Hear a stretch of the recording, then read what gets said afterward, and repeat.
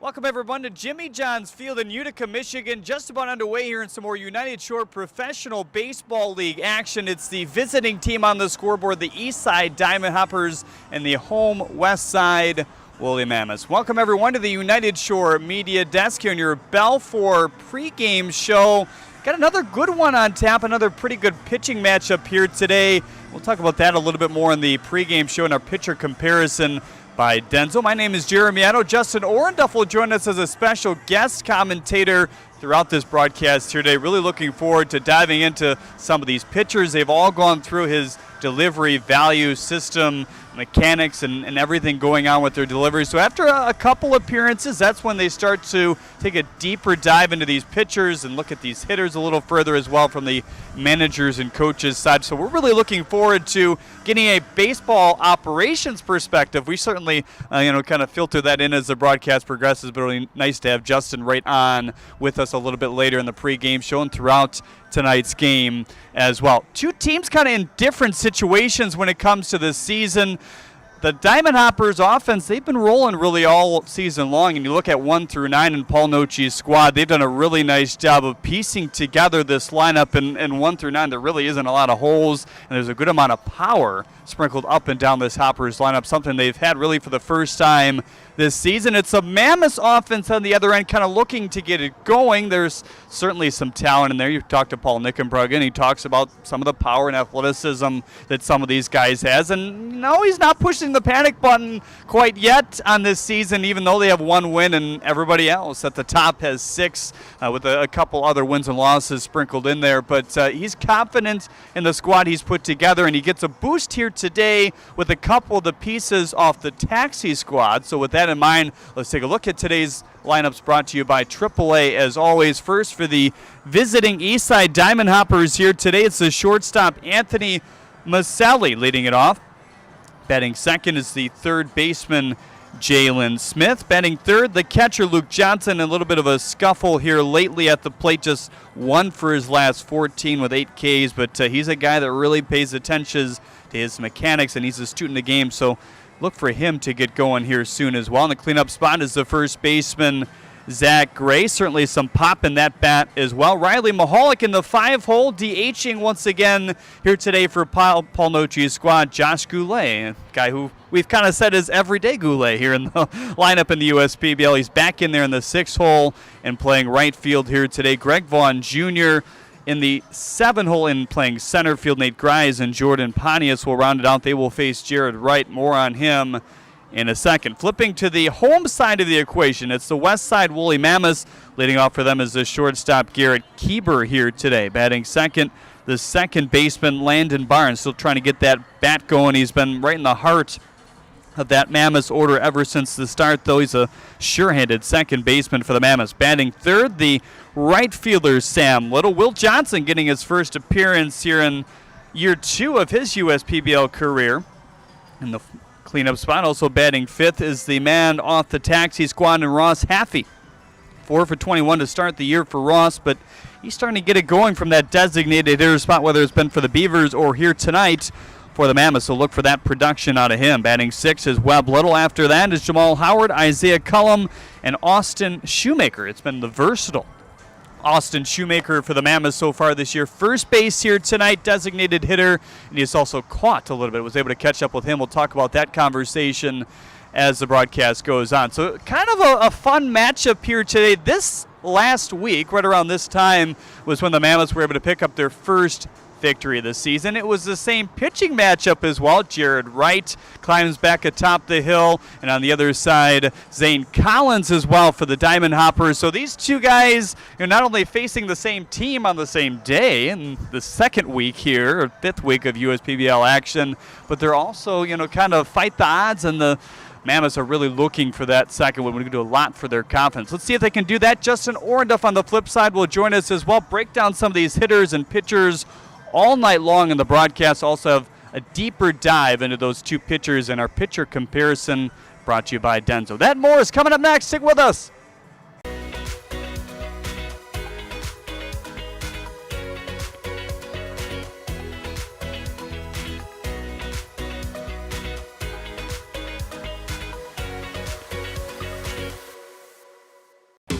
Order Jimmy John's and we'll bring it to your car door.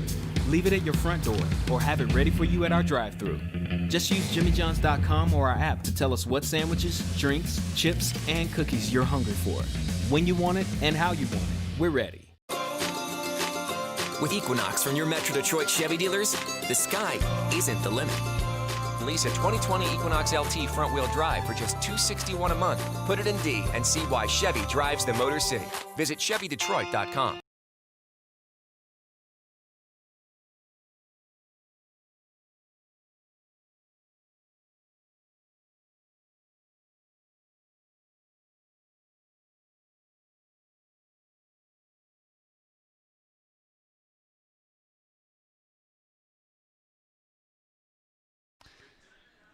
Welcome back, everyone, to Jimmy John's Field. Just about underway here in some more USPBL action. Jeremy Otto now alongside Justin Orendup to bring you the call here today. Get closer and closer to some baseball. Another muggy day out there, Justin. We've had some hot weather, but we're glad to have clear weather, right? Yeah, and well, happy to be here with you, Jeremy. And yeah, it seems like it's, I'd say for me, coming from North Carolina, not quite as much humidity today. Sure. So very That's pleasant. true. We look at today's pitching matchup. That's always brought to you by Denso here on the USPBL network. You see guys that, we're really looking forward to seeing for a number of reasons, guys we expect to have good careers and go on after this point, starting with Zane Collins. What do you see in him? Well, so both pitchers, last week was their first week where we started working with them. And so we want to start to see some progressions in a positive manner here. And for both guys, we can start, with we'll start with Zane. It's all about trying to get him a little more grounded to where he can stay through pitches a little bit more. We'd like to see his velocity increase, and that's going to kind of, I think, help a little bit of the hitters be a little bit more aggressive and swing at more of his pitchers, and he doesn't work as deep into counts. With Jared, we're seeing a strike thrower, a guy who's mixing speeds, doing everything he needs to do early. And as we continue to work with him, we just want to see the level of his stuff go up, and that'll start to be seen in not only the performance metrics with his velocity and some break stuff, but you'll start to see strikeout numbers go up. That slider looked good last outing, didn't it? It did look good. I mean, he's got pitchability to him. That's how we brought him in. We knew he could throw strikes, and he was going to get us some innings out of the gate. In terms of these offenses here today, the Hopper is certainly one of the best in the USPBL. I mean, up and down, you got some pop here in Paul Nochi's squad. Also, a guy in the taxi squad coming over on the Woolly Mammoths side, and Ross Taffy started to have a few better swings. Let's start with this Mammoths offense. What are you seeing out of some of these guys that are maybe struggling that should have some pop in the middle of this order? Well, the two guys in particular with Keandre Jones and Jamal Howard, I mean, you look at the exit velocity numbers, it's over 90, and they're getting into the hundreds. And so they have the pop, and I think that it's all about the consistency and swinging and missing a little less. Let's just start putting the ball in play, and we would start to see some run production be created in the Mammoths offense. On the other end, for the Diamond Hoppers, you see a guy who was rolling at the start, and Luke Johnson is scuffled in his last three, 1 for 14, striking out at a little higher rate than he would have liked. But I talked to him about a week ago, and he thought that he'd gotten his swing back. He was being less aggressive to start the year. The walks is also the key to a guy like that, right? Yeah, and it's, everybody that started so far we kind of take with a grain of salt because it's still essentially that spring training period for us, first couple weeks. And with Luke, he's got a great approach. He knows what he's trying to do. He looks comfortable, and we know it's going to come around. Zach Gray, a guy who is looked pretty solid with a double and a home run to his credit as well, coming in at 5 for 20 here today in the heart of the lineup for the Hoppers here today as well. Big game for both of these two teams. The Westside Woolly Mammoths trying to get it going, just 1-7 coming into tonight. And the Hoppers trying to stay atop the USPBL with another win to go ahead of the Beavers and the Unicorns, who also have 6 wins, a little bit of discrepancy between the losses. And we'll talk about that as this broadcast goes on and much more after this on the USPBL network. First pitch is next.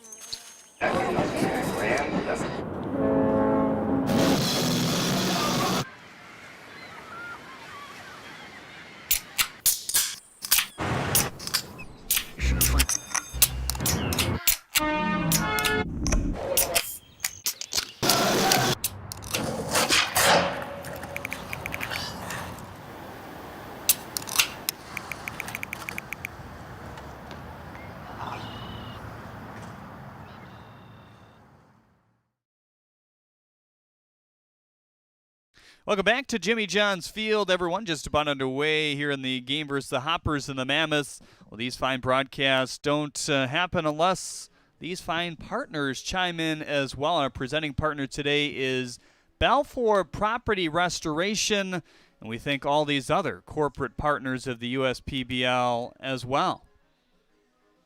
AAA, Ascension, the Detroit Medical Center, DTE Energy, Dunham Sports, Dunkin' Donuts, Jimmy John's, your Metro Detroit Chevy dealers, Pepsi, Scott's, Summit Oral, and United Shore. We thank all those fine partners for making our call happen and, quite frankly, making our season happen here at Jimmy John's Field as well. Jared Wright throwing his warm-up tosses here today. The 6'3", 205-pound righty, the native of Arlington, Tennessee, went to Southern Miss as well. Justin Orduff had quite high numbers at Southern Miss, but the stuff was, what we saw and what everybody else saw, I guess, in this righty, right? Yeah, that's correct. I mean, he coming into this season, there's quite a few Major League scouts that said he, essentially he'd fit the mold for what we want to do. And so since being here, he's checked the boxes as a guy that we know is going to develop. We're going to give him some time. But he already has that kind of natural knack and pitchability. So we're looking for some really good things from him in the next couple weeks. Fastball, curveball, changeup, slider. We've already talked about his sliders. Would you like to see a few more curves today, maybe, or not really? I'm happy with just a slider for now. Yeah. Yeah. We want to continue to see him, stay aggressive and stay low in the zone. Anthony Maselli leading it off here for the Diamond Hoppers, checking in at 7 for 24. So as we kind of get deeper in the season, we can dive into averages. But as we kind of talked about early on, averages don't mean a whole lot when you have 10 at-bats, 20 at-bats. You get to, 30 at-bat threshold where you start to look at those? Yeah, we look 30, 40 at-bats. We can get a reasonable sample size and start to make some assessments. That one in for ball 2 on the outside. 2-0 on Anthony Maselli here. Has shown some good patience on his end, though. 9 walks compared to 4 strikeouts. Now the 2-0 pitch in for strike 1 at 89. Looked like the same pitch there.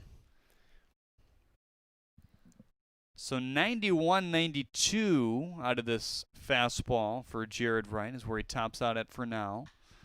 Fly ball to left. Jason Johnson back and in a little bit now for out number 1. Let's check the rest of that defense out there behind Jared Wright. It's Johnson in left, Howard in center, Little in right, Webb Little. That's Sam Little in right, Webb Little over at third, Keeber at short, Barnes at second, Shoemaker at first, and Isaiah Cullum behind the dish here tonight, catching the balls and strikes from Jared Wright.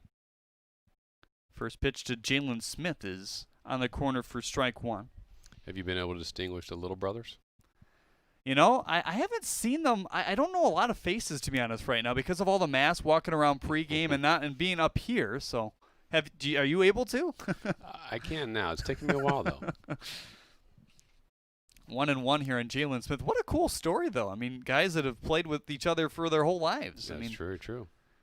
That creates a lot of rapport, I'm sure, on the field as well. As this one outside, not like they're at second base and shortstop, but at the same time, usually batting one length worth of the order apart. That's how it's been. In this order for the Mammoths, no different here today. Uh-oh. Got a cleat caught there. What do you do as a pitcher there? Just try to get it out?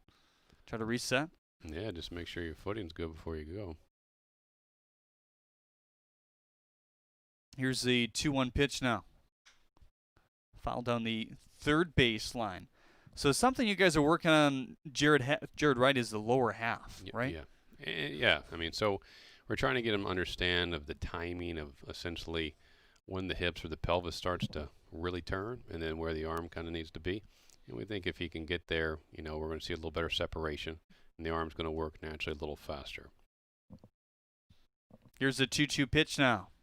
Blinder to center field, and that's going to fall in front of Howard. And Anthony Maselli flew out to begin the inning. Jalen Smith able to get a one-out knock here in the first, setting up Luke Johnson. Kind of has a couple homers so far this year, 6 for 26. Good enough for 231 to begin the year. But like we said, scuffling of late, but he's a guy I certainly expect to turn it around.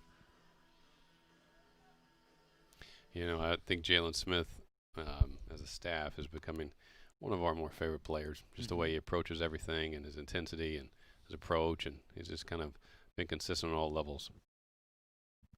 Good athlete out there for sure. This one on the ground, third base side, turned to second. Oh. Ooh, off the glove and into center field. So one out error will lead to both runners being safe here. First and second with Zach Gray coming to the dish here. I don't know if Barnes lost that one in the sun, or seemed like a pretty clean. It is right in their eyes at this point of day, isn't it? Right there. Yeah. You can tell with those shadows as well. Advantage to pitcher or hitter with the shadows the way they currently are. I can only speak, you know, when the sun was setting right there in my vision. It's hard, especially as you start to kind of go into your finish. You know, but it's here for 45 minutes and then it leaves. Fouled on the first base line here for Gray. It's Gray, Mahalik, and Goulet, your Zach Hart agency. 3 men due up if they continue things here in the first inning. 1 out, and Smith and Johnson on base here with the hit in the air thus far. 0-1 at 87 downstairs there. So 7.20 ERA at Southern Miss, 55 innings and 2 years of work there for Jared Wright, but he's turned things around certainly here in the USPBL. Good start to the year. 1-1 pitch, a fly ball to right field. That's launched up there. Sam Little is going to watch it fly. Wow, over the stage out there and towards the Clinton River. That's a 3-run bomb for Zach Gray. Nice piece of hitting there. Second homer of the year for Gray. There's certainly some pop in this Hoppers lineup. They've showcased that up and down the order. So that clears the bases and 3 runs on the board here in the first inning.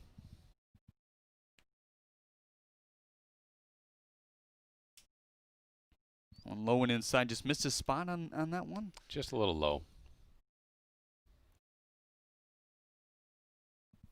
Here's the 1-0. Outside at 86.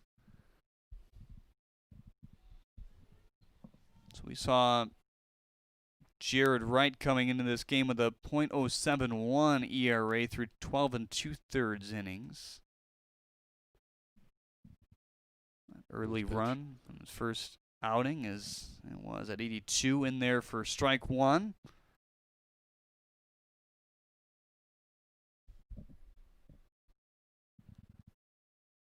Here's the 2-1.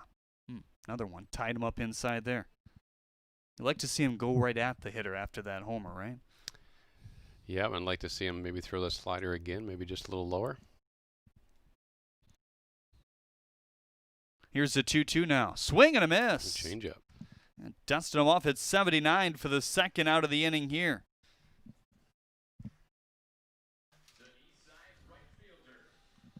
Here's Josh Goulet.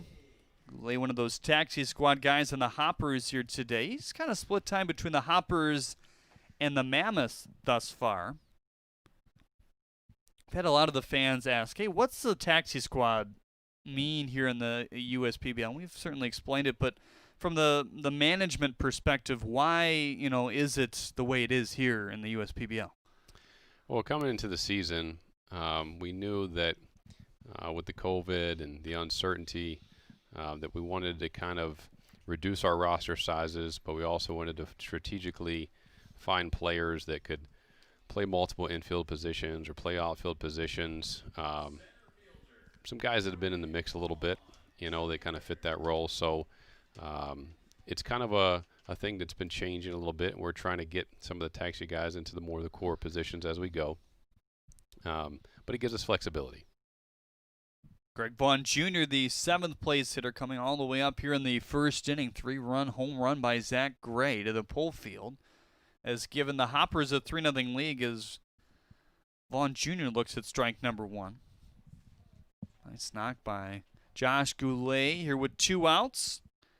Right as a fly out and a strikeout to his credit thus far. Well, 1 is high at 86. You know, one of the other things about the taxi squad is you take a guy like Shoemaker, you know, who's playing first base for the Mammoths, but kind of essentially the backup catcher for the Beavers. We really like him. We want to see him catch, and that's the great thing about the USPBL is we can rotate him in and out of multiple teams.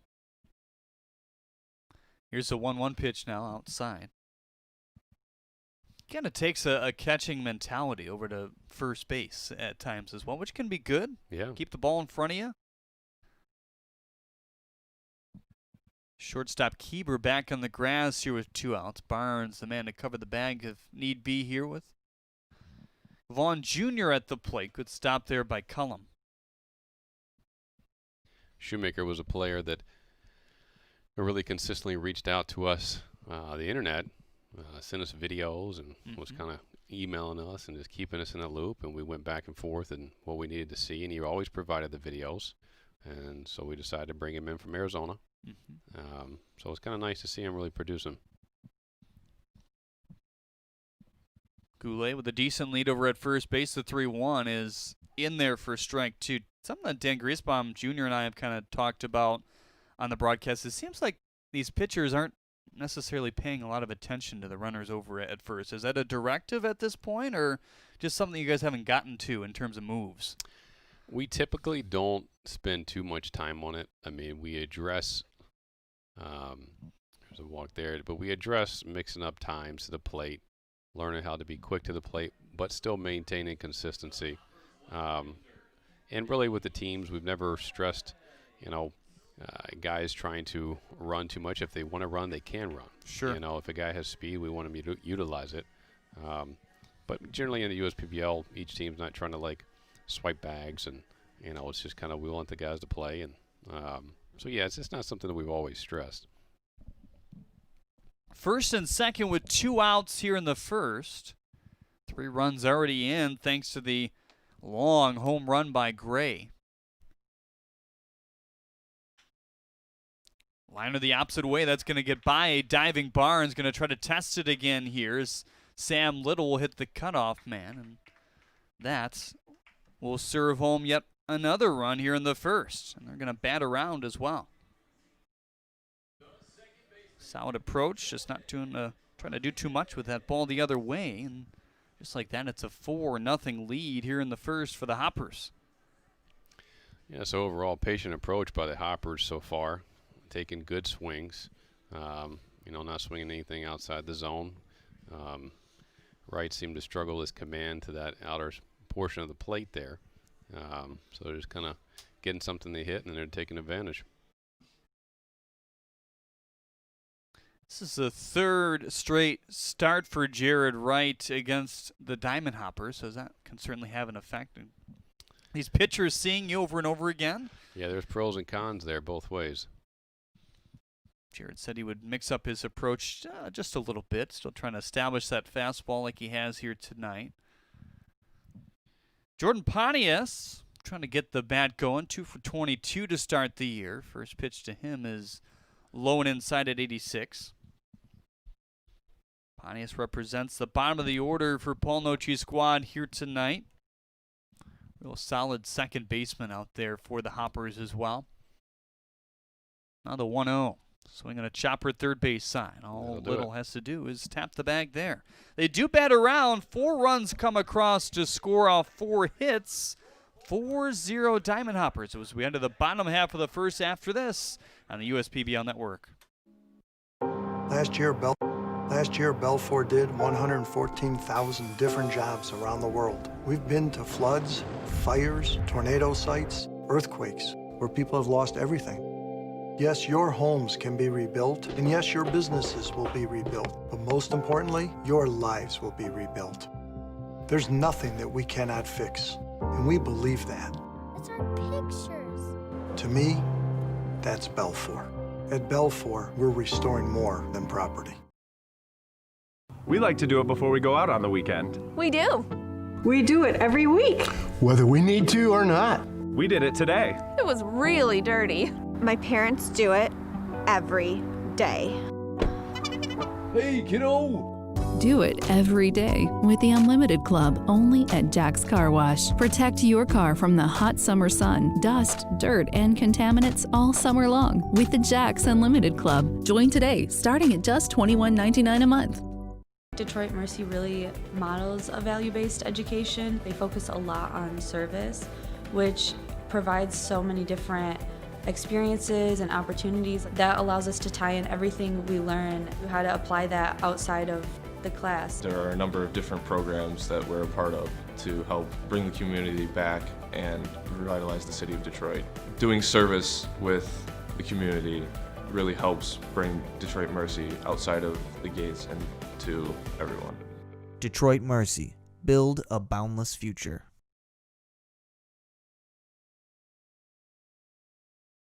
Welcome back to Jimmy John's Field, everyone. A couple different contests going on Facebook and YouTube here today. You can check those out on the comments. It requires you to chime in with some suggestions who you think's going to win, who you think's going to be our player of the game. There's some prizes on the line, so check those out on both the Facebook and the YouTube chat. And certainly say hi if you're watching and where you're watching from. We've had a lot of input on that, which has been kind of cool overall, and these broadcasts getting a lot of hits as well.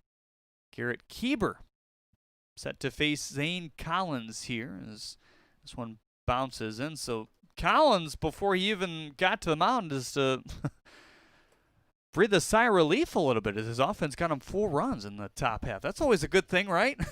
You know, sometimes it can be, and then sometimes you get a little too lax, and next thing you know, you give up 4 runs. Right?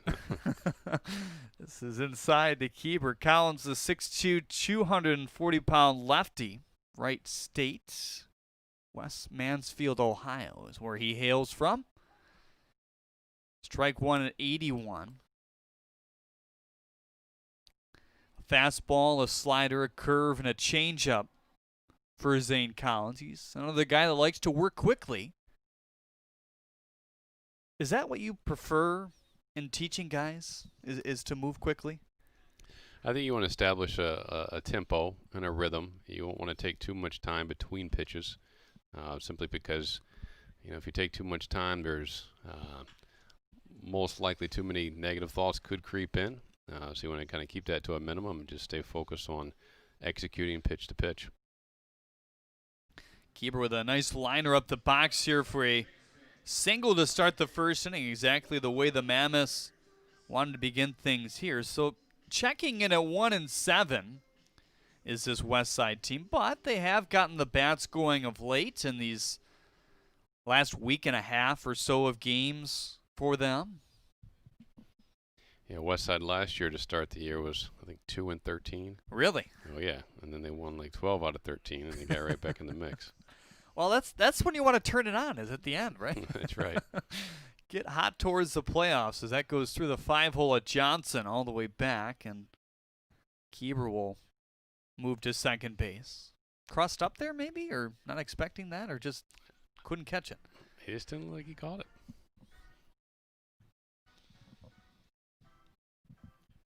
Johnson probably charged with the pass ball there here in the first inning. Kieber easily able to reach second base. Exactly what this Westside team would like to do here in the bottom of the first. If they saw 4 runs come across, 3 of them off the bat of Gray, and scoring around a bunt potentially is Barnes as he takes it back. The philosophy on bunting is only if the player wants to. Is that accurate in terms of, I mean, not a lot of strategic bunting, right, at this point?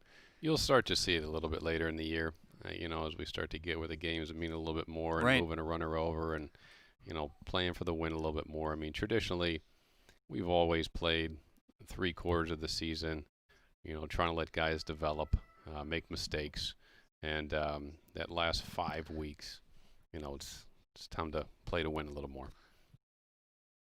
Here's a 2-0 pitch. Tapped off his foot and foul. Yeah, I've seen a couple bunts for base hits so far this year. At least tries to do that. Hopper's defense looks like this. It's Smith at third, Maselli at short, Pontius at second, Gray over at first here today. Grice in left, Vaughn Jr. in center, and Goulet on and right. 2-1. Chopper on the ground at 77. Smith coming in, deposited quickly there for out number 1. Keeber will move to third. So Sam Little will come up now with a runner in scoring position here. Couple RBIs for him at the beginning of this year. Well, Johnson will bat fourth, and then Ross Haffey off the taxi squad here today. There's Zach Hart agency, 3 men due up in the first. First pitch to Little, good snare by Johnson.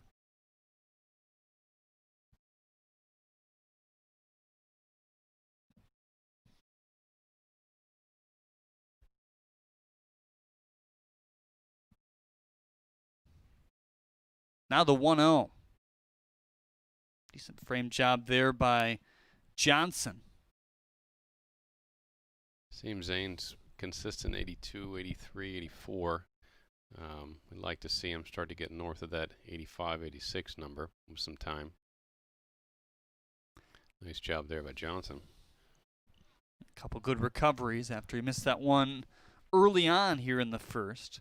The movement is the key, though, to Collins as well, right? Movement and deception. I mean, he has a very unique delivery. Kind of comes straight over top, and there's a little hitch in there, which kind of disrupt the batter's timing. But it's like anybody. I mean, once you have the ball making its break closer to home plate, you're going to get more weak contact. Smith slightly in over at first. The middle of the infield back here with the runner on third base and 1 out.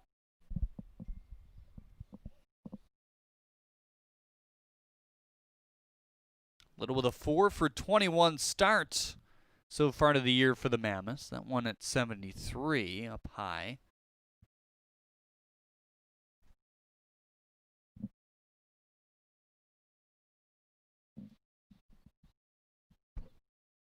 Collins with the 3-1. Popped him up foul. Room over there, but Smith sees it running into the grandstands now.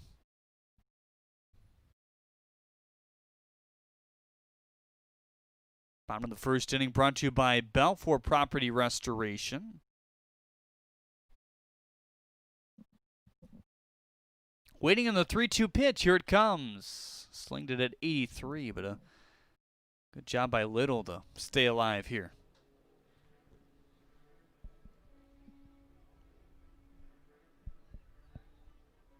Is it the slider or the curve that Collins used to put away these hitters most of the time? The curveball. Here's the 3-2, remains high. Yep, at 72. Yep.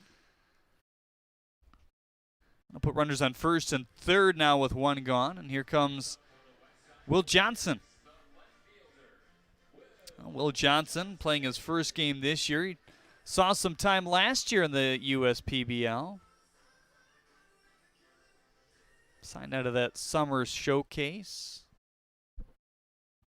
which is kind of non-existent to some case, I guess, this year. The tryout happening in August, of course. But these guys aren't necessarily coming over from college anymore because, you know, that season seems like it never happened. It's been so long ago. Well, that's one of the things that's so unique about this year is everybody was getting work in at home, but what type of work was it? You know, it wasn't really game experience. That one high, 1-1.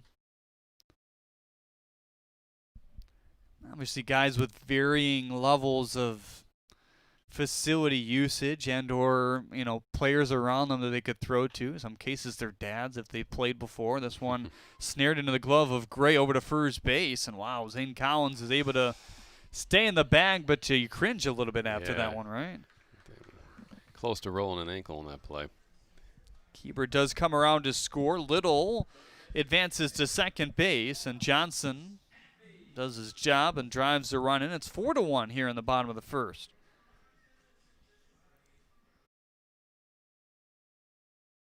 Ross Haffey, been on the taxi squad for the most part all year, but has really only played for the Beavers. 4 for 21 for Haffey thus far. It's a guy that did 10 home runs last year here in the USPBL. If he gets a hold of it, he can take it for a ride, right? Well, Haffey most likely has the most power, raw power in the league. And we're going to probably have him hit in every game this week.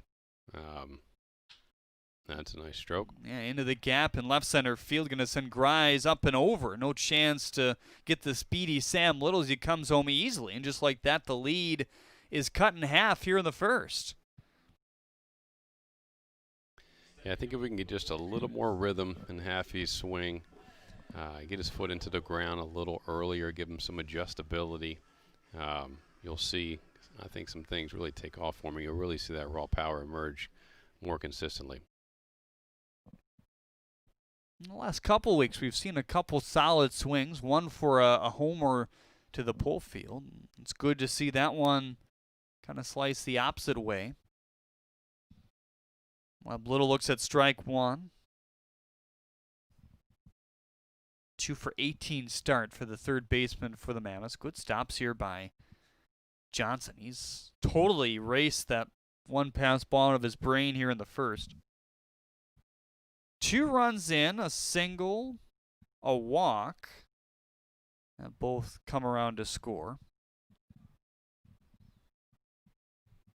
1-1, change of speeds at 72, got him out in front of that one.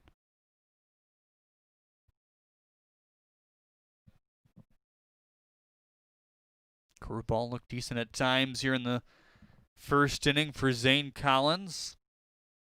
Yeah, it's usually his bread and butter. He can throw the curveball at any moment. A lot of strikes. All went back to the fastball. We talked about how Jared Wright has faced this team 3 times, but we've also, I guess, failed to mention that Zane Collins faced Jared Wright last time, and these two guys are kind of facing each other in back-to-back outings here as well. 2-2 swing and a miss at 73, and corked a curveball to end this first inning here. So we're going to stay with you here on the USPBL network. It's Freaky Fast trivia time. Now, this is a staple for Dan Griesbaum Jr. He's kind of been up and down in the standings. Let's see what you got here. Okay. The largest beach in the world is located in what country? Is it Brazil, the U.S., Australia, or Mexico? We got an international trivia question here today. You got a guess? I'm going to have to take a random guess and say Australia. Brazil. Brazil. I had no idea on that one either. So that's an interesting one here today. It's Freaky Fast Trivia brought to you by Jimmy John's. We'll see Jared Wright come out for the second inning of work here. You look back to his first, they batted around. Fly out by Maselli to begin the inning, then the single to Smith. The E6 or E4 to Barnes to put runners on first and second, and then the stroke of a home run to right field off the bat of Zach Gray, 3-0. Mahalik struck out, then Goulet got on with a single. Vaughn Jr. with a walk, and Grise was able to drive in Goulet, and Pontius, the ground out to the third baseman, Webb Little, to end things. What do you want to see out of Jared Wright here in the second? Well, I'd like to be able to see him to make the small adjustment and be able to command the fastball away a little better, not pull off, stay in a little bit. And, when he was pulling off a little bit, the ball got slightly elevated, and that led to some early contact in the inning that kind of got some things going. So try to get a quick out, kind of get the pitch count down a little bit, and start to get into a rhythm.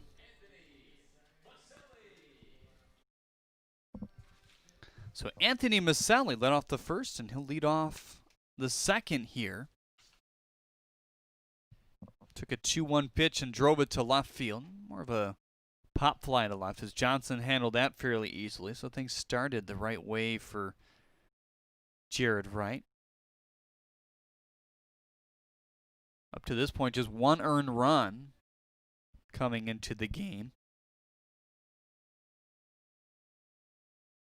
His last appearance, 5 2/3, just 2 hits, giving up 2 walks and 6 strikeouts through 80 pitches. This one on the ground and in between Barnes and Shoemaker for a base hit here. So that's a classic case of what we just talked about. Kind of missed inside twice, and then he goes back away and leaves it out over the plate, and Maselli takes advantage.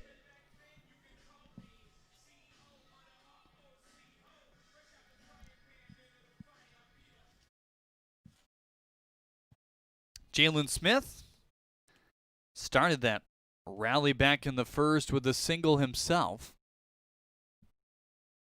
I'd like to see this bat get going overall as that one rides outside. Guy who was bounced around in the taxi squad, a combined 5 for 32, has scored some runs, 6 runs. Come across the plate thus far. He's been hit 3 times as well. Now the 1-0. Popped him up. Webb Little ranging into foul territory here, and watch it go out of play. That's one thing that I think this stadium teaches you is you can never give up on a ball until you know it's out, right? Because of all this foul territory you have to deal with. Yeah, there's a massive foul territory here.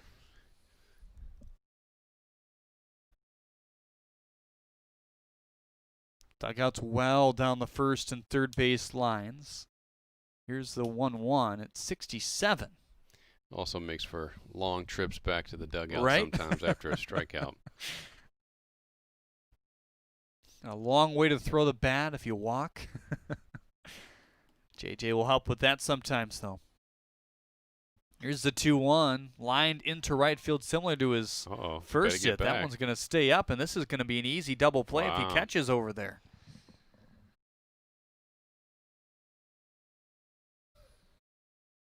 Maybe Maselli lost that one in the sun, too. So 7-3. Not often you see that combination for a double play, but just like that, Jared Wright has 2 gone, and Luke Johnson coming up as the last shot here. He reached on an error to Barnes at second base his first time around. Came around to score. Johnson, Gray, Smith, and Golay all scoring in that first inning. Johnson looks at ball 1. He took the first pitch he saw and yanked it to second base. Double play potential. Went in for strike 1. Jeremy Otto alongside Justin Orenduff here in game 1 of this week in the USPBL. Justin in for Dan, who's out for a couple days here. We look forward to kind of picking Justin's brain and seeing what these guys are working on, see what they need to do to move on to the next level here. That's the unique thing about this year is the 2-1 is delivering on the corner for strike 2. We don't even really know what it's going to be like in terms of guys signing, to minor league baseball. No, we really don't. I do know that, we sent out kind of our first big round of reports last week, like we normally do during the season, and got some good feedback with the broadcast and some intriguing players, and we'll continue to monitor it, in the next couple weeks. Swing and a miss there by Luke Johnson. So after that, Jared Wright is able to face the minimum single by Maselli to start. He's doubled up after Smith hit it to right field in a 7-3, and then Johnson strikeouts to end the threats. To the bottom of the second here, not before we have your DTE Kids Race, the mascot here today. It's Ribby going down the first base line here. They've been giving these kids a head start, but the mascots still haven't caught up for the most part. So there's a slight head start by Ribby, and that young man is burning to second base. How about it? Let's see his turnaround third. That's the key. He's looking behind. You see, gauging up his competition here. Mask and all. He's doing a great job as he comes home and scores across the plate with Woolley there to greet him. So there's your DTE Kids Race, the mascot. Happy fella.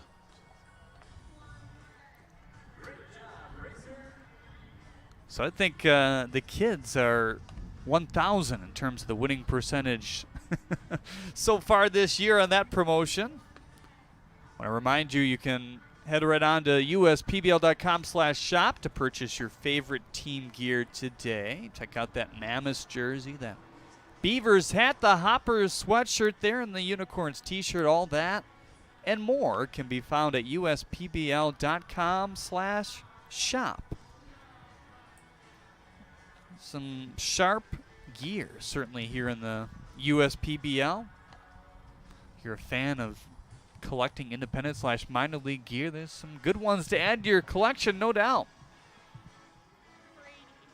7-8-9 coming up here in the bottom of the second. It's Jamal Howard, Isaiah Cullum, and Austin Shoemaker. That's your Zach Hart Agency, 3 men on deck. 2-run inning of output for this Mammoth squad. Single by Garrett Kieber to begin things. He eventually reached second off the pass ball, and then to third with only 1 out because of the ground ball to Barnes. Little went on to walk, and then the 3-1 put out off the bat of Will Johnson. All right, set I'm here it with down. the DTE Kids Race and Mascot champion. I should say 3-time champion Brady. He's raced here quite a few times. And Brady, what is your technique, or how are you so fast? The same way you said. Yeah, last week. You had some practice, right? Yeah, you're super speedy. All right, you got some Hoppers gear on. Do you have a favorite Hopper player? Mm-hmm. Who is he? Luke. Luke Johnson? You know, he's one of my favorites too, right? Let's say go Luke on 3. 1, 2, 3. Go Luke. All right, Jeremy, back to you. Nice job, dude. Good job, buddy. Thanks, Chelsea. 1 and 2 here on Jamal Howard.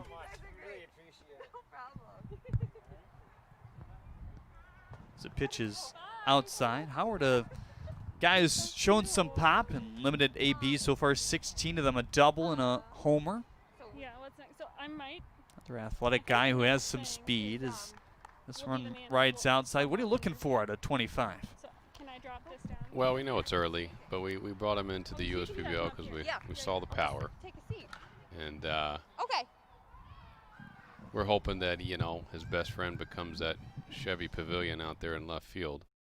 But, you know, so far, swinging and missing quite a bit. Got a lot of strikeouts, but showing some power. But we know it's still early for him, especially when you haven't seen live pitching in quite some time. And so we'll try to let him get to that 30 at-bat mark. Here's 3-2 again. Tying him up inside at 73, and Johnson will complete it over to first for the second strikeout here for Zane Collins. So he was able to limit the damage in that first as he saw 6 men come to the plate. What are we looking for in inning number 2 here? Well, I think it's the same thing that our focus with Zane is just try to get in less and less of those 2-2, 3-2 counts and first inning. He always battles. He always makes pitches. But, we want to see him be more efficient. Strike 1 to Isaiah Cullum. Austin Shoemaker on deck. He represents the bottom of the order here. Back-to-back strikeouts going back to the first for Collins. Pounds the zone here as that one piped into left for a 1-out base hit. So 3 hits on the board. Now for the Woolly Mammoths. They trail by a score of 4-2 here.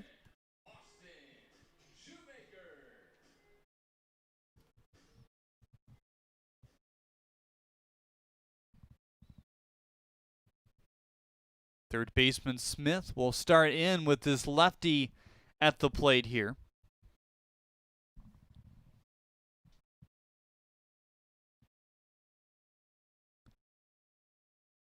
Shoemaker hits the corner for strike 1. Johnson, a pretty good receiver out there. He knows Zane Collins fairly well as well because he caught him last year.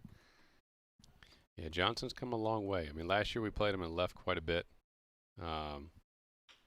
We had a pretty solid starter last year for the Hoppers, and Johnson was the backup.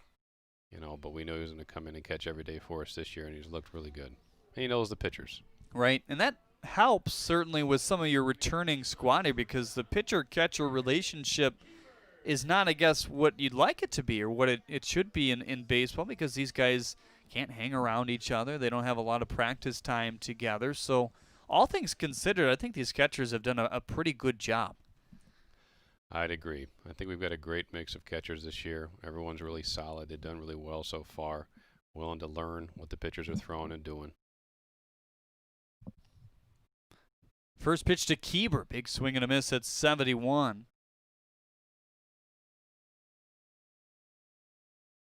So Zane Collins with a strikeout to Howard to begin this inning. Then the single by Cullen and the ground out and a nice play by Zach Gray over there. Now we sure-handed Zach Gray. Does a really nice job down at first base. He's also turned 5 double plays already this season at first. 0-1 is off the plate inside at 72.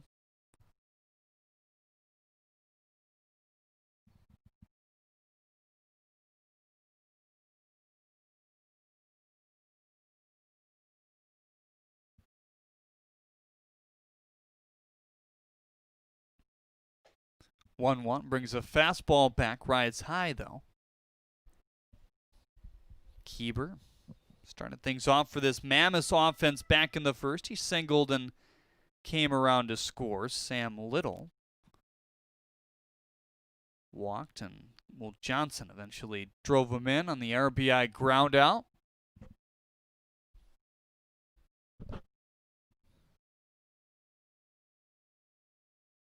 Two-one sparks inside at 72. 3-1 now on Garrett Keeber.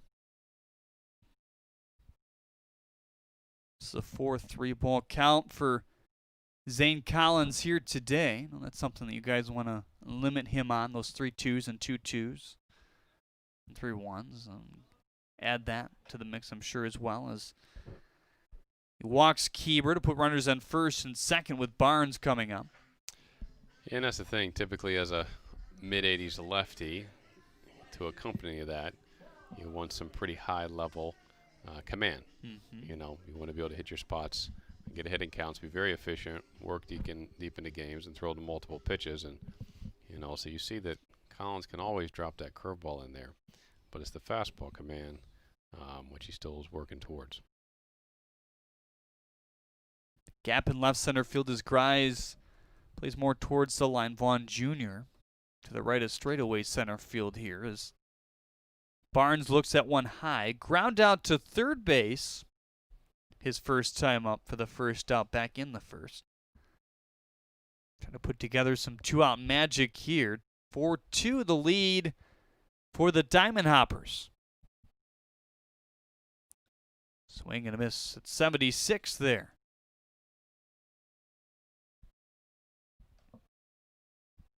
Must have been the changeup on the outer third.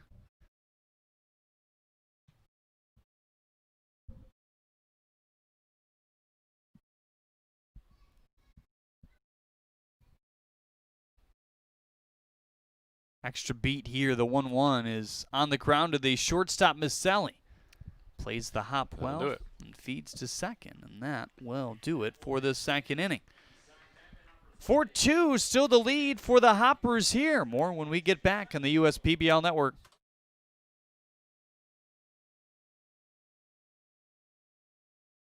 Detroit Mercy really models a value-based education. They focus a lot on service, which provides so many different experiences and opportunities that allows us to tie in everything we learn, how to apply that outside of the class. There are a number of different programs that we're a part of to help bring the community back and revitalize the city of Detroit. Doing service with the community really helps bring Detroit Mercy outside of the gates and to everyone. Detroit Mercy. Build a boundless future.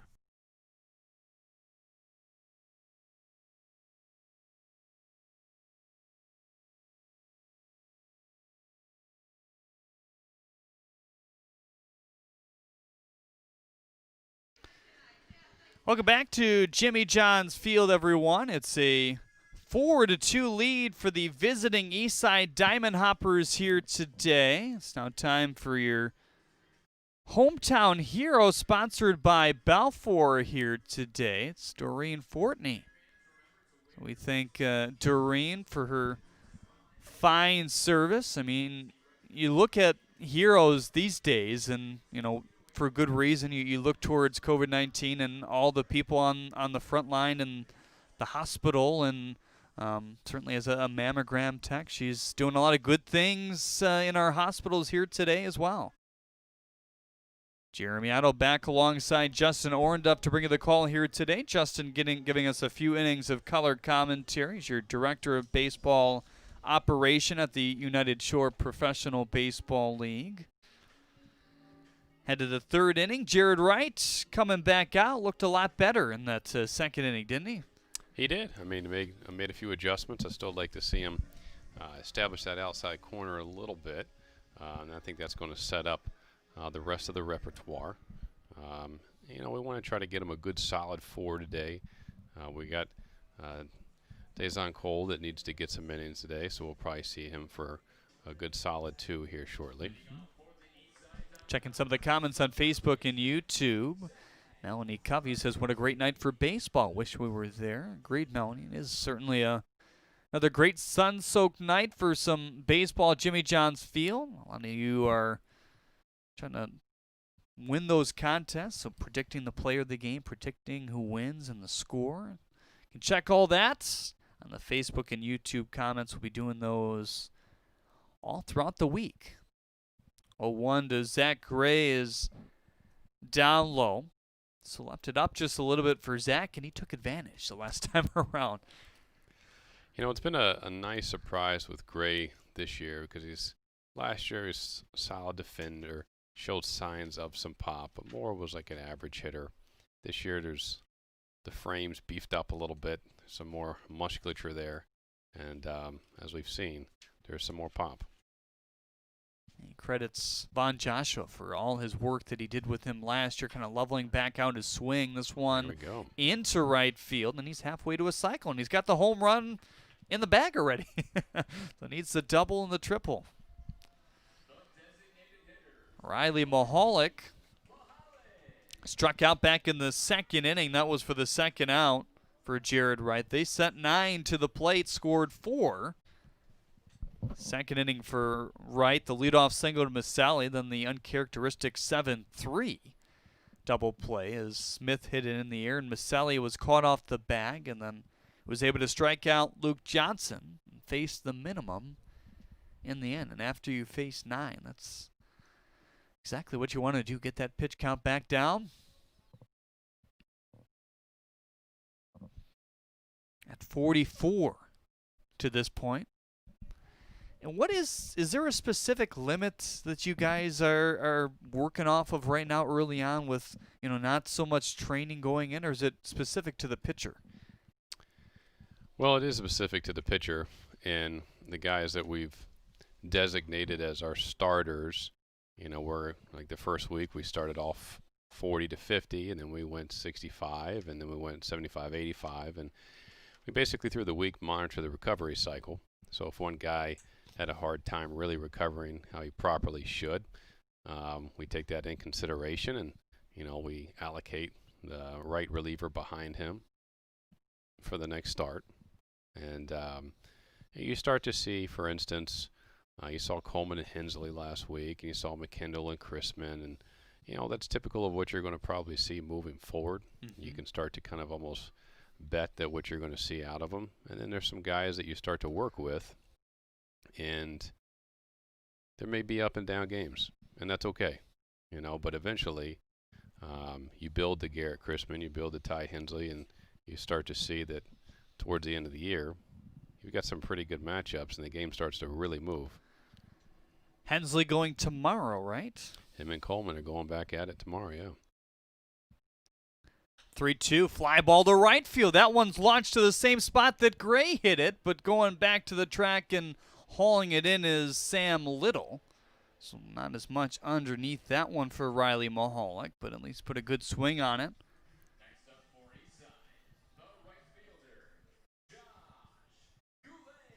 Josh Goulet will get his second crack at things here. Had a single back in the first inning and came around to score. And going back to Vaughn Joshua, you know, we've always tried to maintain a staff with the experience and been in the game for a long time because, you know, they've seen it. They know what it takes to get to the highest level, and you can't always quantify everything. And on the flip side, we like to use the technology and data because it's what our players kind of expect this day and age, and so you blend both. Sure. I think that's the best approach in today's baseball. 0-1 is on the corner for strike two. You certainly can get lost in all the numbers these days, but in the end, you got to go out and play, right? I mean, you do got to go and play, and if you give a player a sheet of numbers and he says, "Oh, okay, but now what do I do with it?" And you have to have the right staff members that can look at the report and say, "Okay, let me get to work." 1-2 here on Goulet. Jared Wright with one out in the inning. The fly out to right that you just saw on the single by Gray has put him on first with a 2-for-2 start. Trying to bury it at 80 on the corner once again. Evens the count at 2 instead. Goulet in split time between several squads. 6 for 31 coming into today, so 7 for 32 in the update. 6 walks, 8 Ks.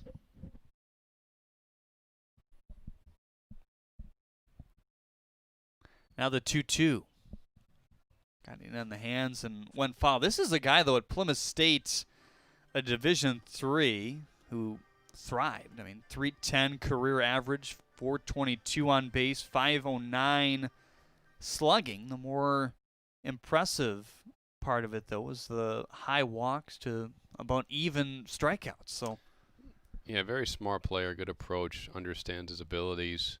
And, you know, last year with his first stint with us, didn't get off to the greatest of starts, but, you know, going into the offseason and starting the year off, we knew that we could probably rely upon him to be a guy that, you know, could fill in multiple roles like he has on the taxi squad, and he kind of he fits the role really well.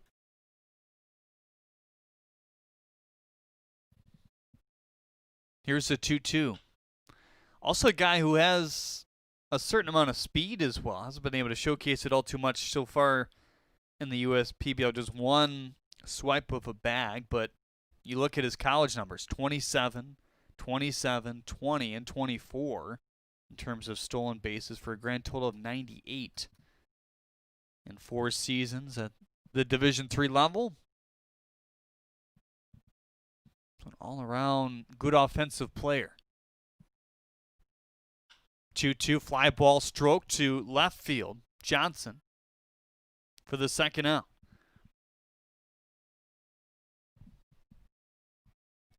And now Greg Vaughn Jr.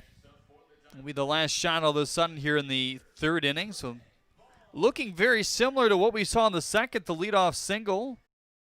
And now 2 straight outs. It was the double play to signal the second out in the second. But fly out to right and a fly out to left. And Vaughn Jr. trying to get on for the second time here today.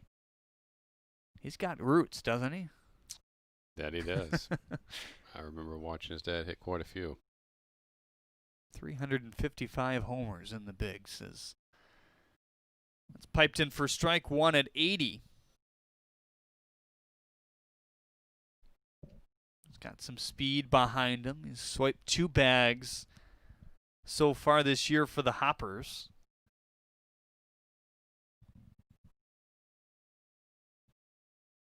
Nothing in 1 outside at 87.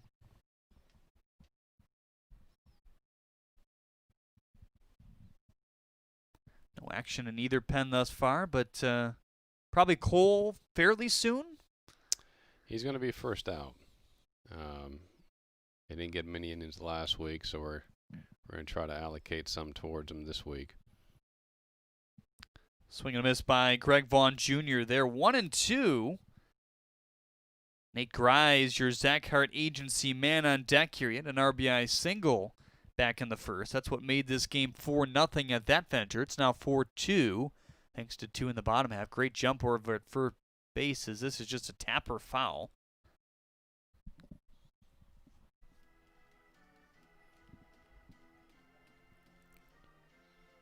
Jared Wright about to see this order through for the third time. It's your 7-hole hitter in Vaughn Jr. 2 for 10 as a hopper. Shown some good patience. 5 walks, 5 strikeouts thus far. 1-2 checked his swing. No, he didn't. His home plate umpire said he went, and again, Jared Wright allows the leadoff single, but nothing after that. Single, fly out, and then the strikeout to end the mini thread here.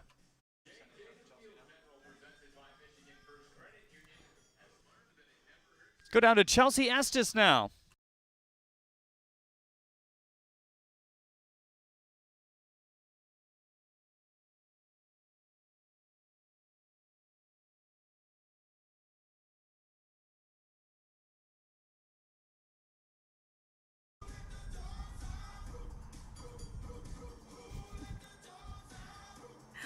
It's time for JJ the Field General, brought to you by Michigan First Credit Union. This is probably one of my favorite parts of the game, where JJ runs out to the umpire, brings him a cold towel and a bottle of water.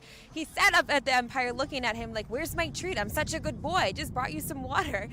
Now he's catching frisbees. Ooh, and a little roll and dive, but he gets right back up. He's such a good boy. He's a fan favorite by myself and everyone here at Jimmy John's Field. He's such a good boy. All right, Jeremy, back to you. Thanks, Chelsea. 3-4-5 due up here in the third inning for the Woolly Mammoths against Zane Collins. Take a look back at his second inning of work. Jamal Howard with a strikeout to begin things, and the single by Isaiah Cullum. The 3 unassisted off the tag by Gray over at first base. The walk to Keeper, and then they ground out 6-4 to end the inning. So a rough first inning for these two guys, but they've kind of settled in thus far. And I think that's expected, right? They both got the acumen to make pitches when they need them, not become overly rattled, and just keep their teams in the ballgame. Zach Card Agency 3 men due up: Sam Little, Will Johnson, and Ross Haffey. Sam Little today, a walk and a run scored. 3-4-5, very productive in that first inning. We're each part of a run one way or another. First pitch at 80 is fouled back.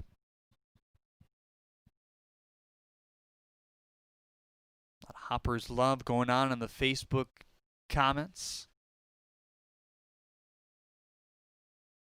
Lisa Halley is watching. Steve Rosnick watching. Melanie Covey.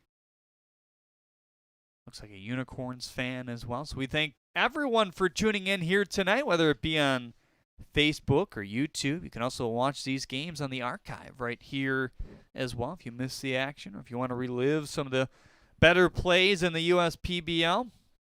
They're all up there. Smith over at third base, pinched slightly in, everybody back in the infield. And this is chopped to Gray, who's going to see it foul.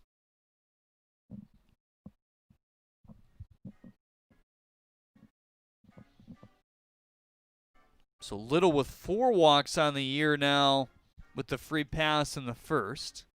This is a hitter we expect to turn it around, right? We've been hoping. Yeah, I mean, both Littles. I mean, you watch them move, you watch them play, you watch them go through their daily practice. You think it's only a matter of time. 2-2 pitch, high chop to first, 8 up play. Gray, and Pontius trying to make the effort over there as well. That should go for a single into right.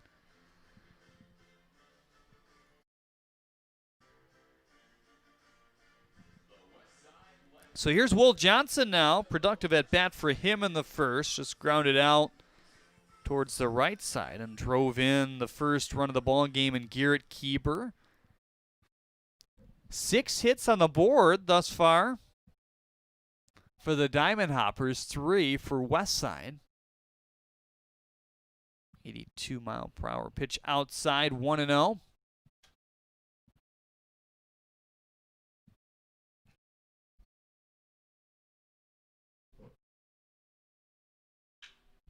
Hot shot to third, 8 up Smith a little bit. Not much he could do, and that's first and second to start this third inning. That was a good piece of hitting by Will Johnson. You know, just waited on the curveball, which Zane has proved that he can throw for strikes, and fastball is inconsistent. So looks like he got his pitch and decided to take advantage. Ross Haffey, good approach for him in the first as well. Get an RBI single. Just a knock the other way. First pitch inside to Ross, and he can show power to all fields. I mean, he has some pop the opposite way like we've already seen this year. Primary designated hitter wherever he's playing, as this one is popped foul. Yeah, Ross was in the home run derby for us last year and put on a little bit of a display. Yeah. It's always a pleasure to watch him hit BP. We've already seen him hit one over the Jimmy John's Field sign out there this year. It's fun to watch BP with some of these guys. Xavier Warren's a joy as well. This is a fly ball to left field. Grise sees it finally come down there for out number one. He's got a little out in front. Webb Little 0 for 1 today. Strikeout swinging to end that threat in the first.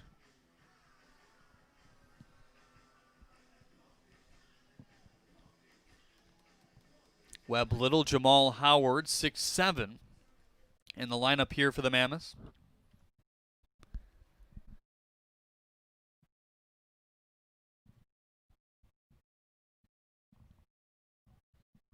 Was able to battle Collins the first time. Turns this round around to center. Greg Vaughn Jr. going back as he kind of whirled out there for out number two. Able to turn on a dime and make sure he got on top of that baseball. Sam Little does advance to third. So corners with 2 outs and Jamal Howard coming up. There's been some good swings on Collins this inning. Howard, another guy who has some pop. 2 hits off of Collins so far here in the third. He was able to strand 2 base runners in the end in the first as well. This one galled to left. And Grise is going to relax comfortably under that one for out number 3. So 3 straight flyouts. Both of these 2 pitchers using their outfielders in the last couple here. Still 4-2 in favor of the Hoppers. More when we get back on the USPBL Network. The Chevy Trax from your Metro Detroit Chevy dealers has a sporty, compact design that makes it the perfect SUV for everywhere you like to roll. Lease a 2020 Trax LT front-wheel drive for just $222 a month. Put it in D and see why Chevy drives the Motor City.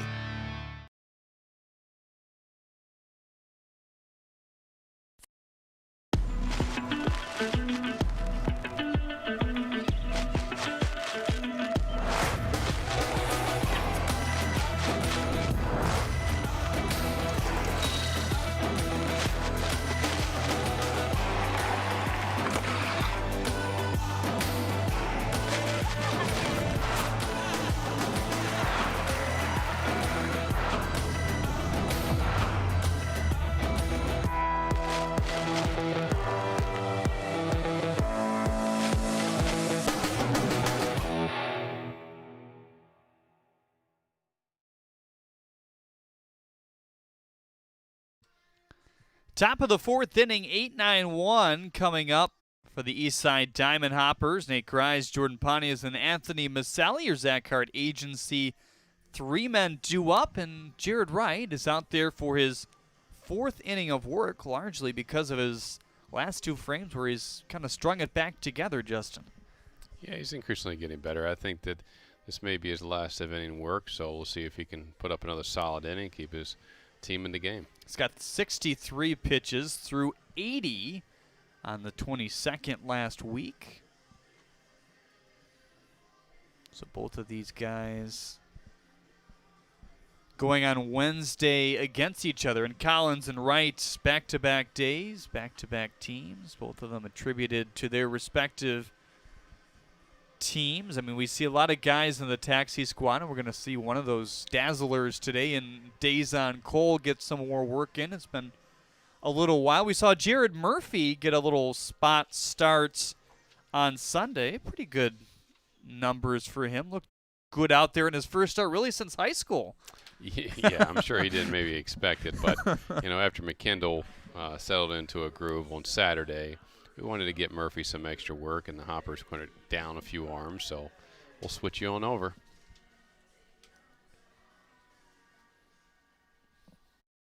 I talked to him before the game here today, and he said, yeah, the pitching coach came down. He says, it doesn't look like you're getting in here today with the way Ben's going. Do you want to start tomorrow? I was like, yeah.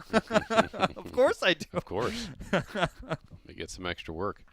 Closer at Maryland was Murphy, as this one is in for strike 2 on Nate Grice.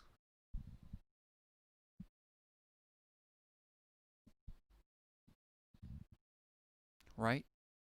Sees the sign he likes and fans Nate Grice here for his second strikeout in a row and third overall.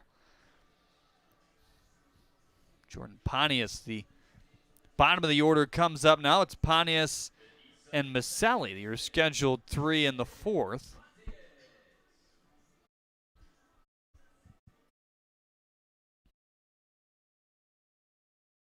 Pontius with a ground ball over to third base, and that's straight in the back.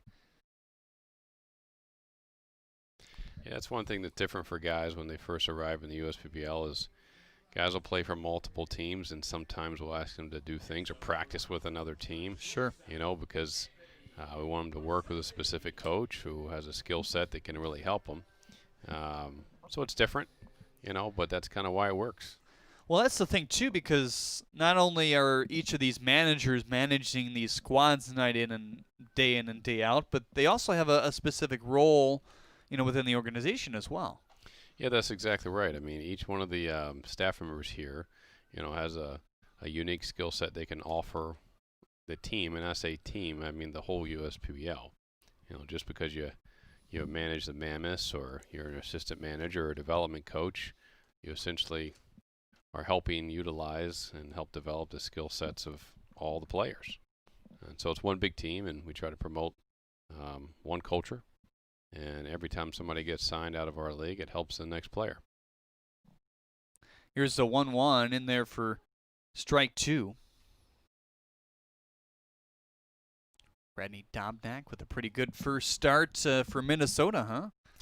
He just continues to do well and be consistent, and that was his MO here.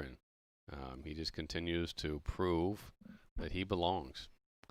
1-2 pitch, swing and a miss. Chased one at 86 on the exterior. Right, just expanding the zone a little bit further for his second strikeout here in the 4th. And the 3rd-year anniversary last weekend of Dobnak being signed by Minnesota. I mean, it's pretty remarkable, his rise, not only to starting a home opener, but getting to the big leagues. It's a great story. I mean, last year we couldn't have asked for a more storybook path. Right. And for those of you who don't know, I mean, Dobnak came into the USPBL and had a string of 7 starts where he just proved that he had it figured out.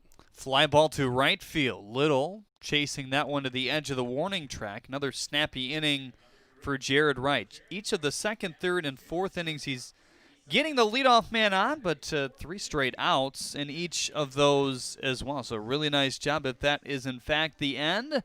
As he'll finish with 73 pitches here today. Let's take a peek at the USPBL standings brought to you by Scott's. Unicorns, Hoppers, Beavers, all there. The Mammoths looking to catch space here today with a win here tonight. It was a week ago today that they got their first win. They trail 4-2 in this one here. So we'll see if they can get the bats going in the bottom of inning number 4. Let's take a look at your upcoming games as well, brought to you by Motor City Casino. Tomorrow you have A.J. Coleman and Ty Hensley going at it at 7:05 right here on the USPBL Network. Chrisman and McKendall on Friday night, and then Goatsees and Shanahan, you're scheduled 2 on Saturday in the first game of the double dip. So the double headers, for those of you that don't know, are scheduled 5-inning and 7-inning contest. Is the idea that we kind of stick with 7 innings this year with the limited rosters we have on hand? Well, I think our goal was going to be to assess, really after next week, where we're going to, get some players in, allow time for our starters to build up, the guys that we've had in the mix. And once we get those guys to a comfortable pitch count, I think we would feel comfortable getting back to the 9-inning standard games, which, I think is where we want to go. And we'll finish that out for the rest of the year. So I think we'll be in a good place in about 2 weeks. And you'll start to see the matchups become pretty consistent and the guys start developing. And then as we get into September, we'll have some really good baseball here. Check in the comments on Facebook and YouTube. You can chime in with us there. There's a couple contests you can enter here today, and something we've been doing throughout the last couple broadcasts in the USPBL. So just know, Blaine Liberte on YouTube asked, if I'm the only one who guesses, do I win automatically, smiley face? And the answer is no if you're commenting on one versus the other, because they look at both. So if you're commenting on Facebook, you also have to look at your competitors on YouTube. Just a reason to dial up, I guess, both channels, and we appreciate you watching on either here tonight. But keep that in mind as you get your guesses in. Isaiah Cullum, Austin Shoemaker, and Garrett Kieber, your Zach Hart Agency 3 men due up here in the 4th inning. Zane Collins out there for another frame at 56 pitches, entering his 4th inning of work here. Solid finish for him in the 3rd. We saw the pair of singles by Sam Little and Will Johnson, and then got 3 straight flyouts. And the damage was stranded. Vaughn Jr. and Golay going at that one. And Vaughn Jr. going to collect it for out number 1. That's 4 straight flyouts for Collins. A quick out for Collins here.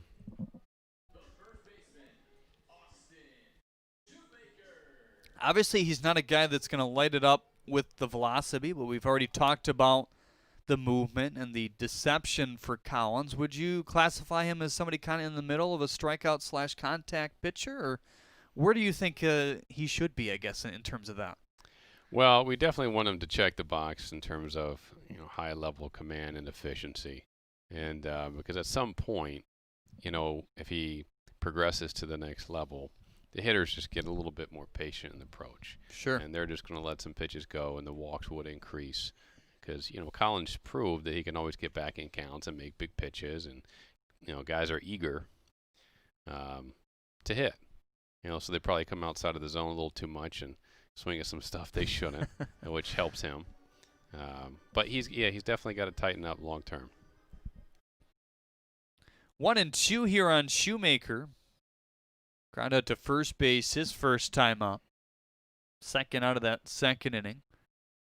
Collins, similar to Jared Wright here tonight, has seen some traffic on the base paths, but has stranded them, with the exception of the 1st inning. That was a pair of singles, an RBI grounded, and a walk that led to the 2 runs for the Mammoths thus far.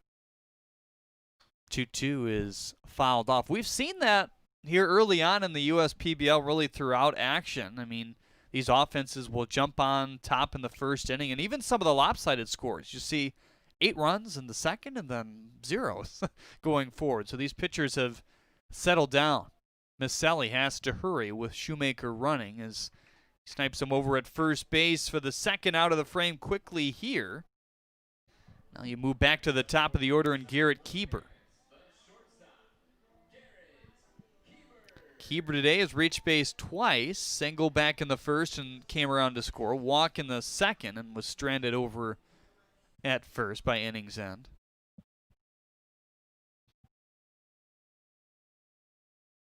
Increasing the OBP a little bit here today. It's led off for the Mammoths pretty much all season long as this one rides high. What do you like at a guy like this at the plate, number 2? Well, I think that, the position here, I mean, it's depending on as guys start to shake out and where they start to balance out in the order. But you just want a guy typically that can work the count, start to see some pitches, and then start to report back a little bit of what the pitcher's doing and help out those heavy hitters in the middle of the lineup and make the pitcher work a little bit. I went in for strike one on Garrett Kieber. He's faced 3-1 counts in both ABs thus far. Quite a few 3-ball counts in the first 2 innings for Collins. That's settled down a little bit. Got some first pitch flyouts in the third.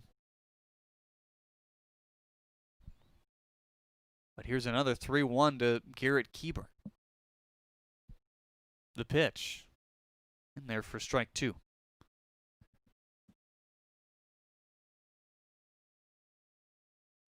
Jeremy Addo alongside Justin Orenduff, the director of player ops here, or baseball ops, same thing, I guess, right? At the USPBL. Yeah, official title, baseball ops. 3-2 is off the plate outside. So a 2-out walk for Zane.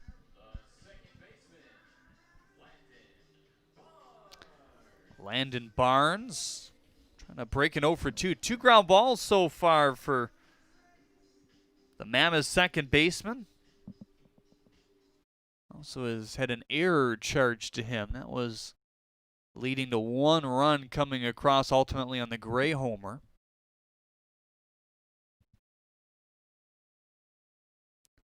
First pitch to Landon in there for strike 1 at 82.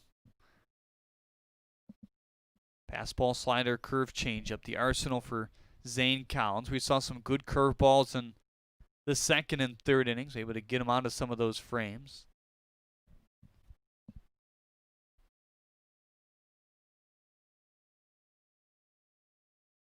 Now the 0-1. Escapes Johnson once again as it rides Kieber to second base. So another runner in scoring position here for the Woolly Mammoths. And Johnson will take a quick visit. Yeah, so this is kind of a Zane start, so to speak. But here he is 1-1, 2 outs, and faced with a big situation, which he typically can make this pitch and get his team back in the dugout. So we'll see what happens here.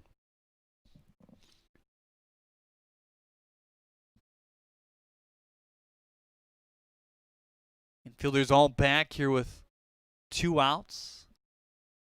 Outfielders shade Barnes slightly to the right. With Grise off the line. With this righty at the plate. Here's the 1-1. Outside at 82. Sam Little on deck. Your Zach Hart agency man on deck here in the 4th. He's been productive today. Single and a walk. Run scored back in the first as well.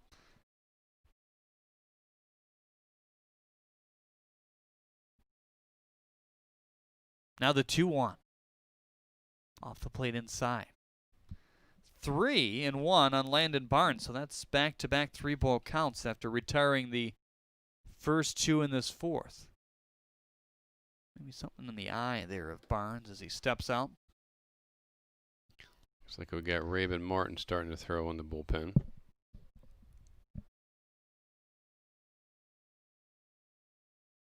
Guy's shown good signs so far this year.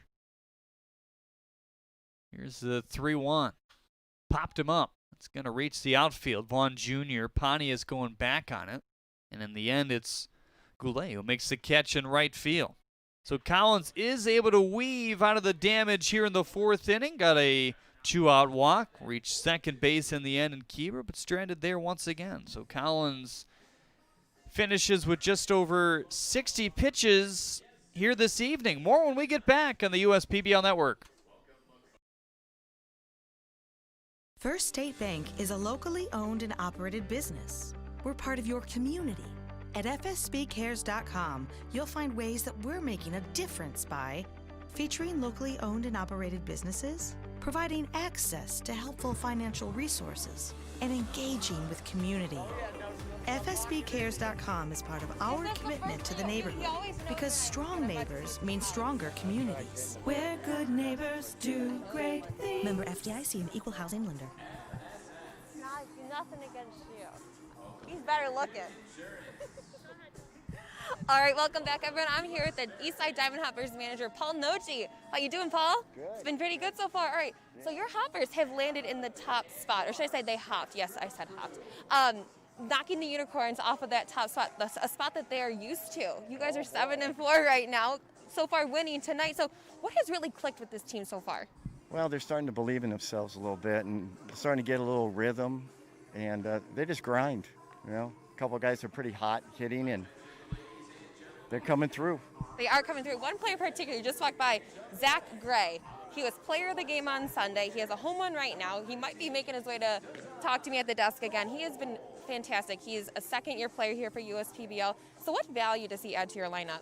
Oh, he's so solid. But defensively, he's one of the best first basemen that we've had in this league, and he's a year older, a year stronger this year, and he's playing with confidence. He's having fun. He's having fun. We're having fun. It definitely shows. All right, Jeremy, back to you. Welcome back to Jimmy John's Field, everyone. You have our first Hoffman Dental pitching change. Dazon Cole coming on to relieve Jared Wright in the fifth, looking to get a couple innings out of this flame-throwing right-hander. Former member of the Los Angeles farm system, spent 18 and 19 there, pitching 61 and 2/3 innings. 30 walks compared to 75 strikeouts and a 3.79 ERA through those 60 as he's facing Luke Johnson, Zach Gray, and Riley Mahalik, your Zach Hart agency three-men due up here. Johnson 0 for 2 thus far. Strikeout, also reached on an error. That one at 95. In for strike 2. Another guy that likes to work very quickly. Can be pretty intimidating, though. How fast he throws. 95 and by him. 1 up and 1 down here in the fifth. Yeah, and for us, we know that Cole's got a big arm and can be overpowering at times for sure. And so for the first 3 weeks, 4 weeks, we kind of want to see, what he can do, is what his tendencies are. Obviously, he's coming from a former affiliated team, and we're going to let him be him. So we can kind of get a consistent, sampling of what he can do, and then we'll probably start to work with him as well. 5 2/3 innings on the mound for him thus far. 4 hits given up. 1-0 is outside. Zach Gray today has been pretty successful. Home run really began and kick-started his offense back in the first, and a single in the third. Wasn't facing this velocity, as that one is outside for ball 3. 3-0 here on Zach Gray.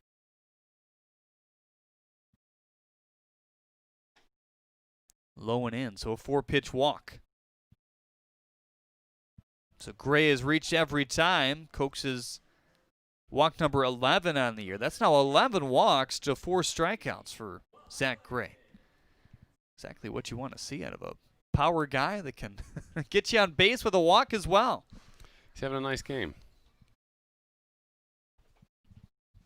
Riley Mahalik trying to snap his 0 for 2. Late on the 94-mile-per-hour fastball. So fastball slider for Cole. Another one of those taxi squad guys, so he'll float from roster to roster as well. Pop fly to left field.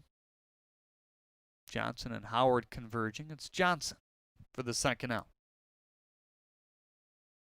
That's the caveat, though, to a guy that throws as hard as Cole does. You get some kind of barrel on it, it's going decently far, right? Yeah, for sure. Josh Goulet will step up for the third time today. He's 1 for 2 and a single, and scored back in the first inning. Flew out to left in the third. 93 at ball 1. So what's the ceiling for his velocity, you think? What do you want him to be at consistently? Well, I think first, with where he is now, 93, 96, let's say, we just like for him to, see the command. Obviously, you can watch him now, and every third pitch, there's probably a pitch that he misses by about a foot on the fastball, right? And so for the next level, those pitches have to just be deleted. So if he can maintain the 93 to 96 and consistently, we kind of call it tunnel fastballs, that's really the next step. And by doing that, you become more efficient, and I can see him potentially being 95 to 98, with a tighten up the breaking ball. So that'd be the logical next steps. 2-1 at 94 for strike 2. Strikeout, walk, fly out thus far against Cole here in the 5th. Came in for Jared Wright, who threw 4 innings, 73 pitches. 2-2, whittled off the mask of Cullum. Rest of your defensive alignment here for the Mammoths looks like this. It's Johnson in left, Howard in center, Sam Little in right, Webb at third, Keeper at short, Barnes at second, Shoemaker over at first, and there you see Isaiah Cullum trying to shake off that one.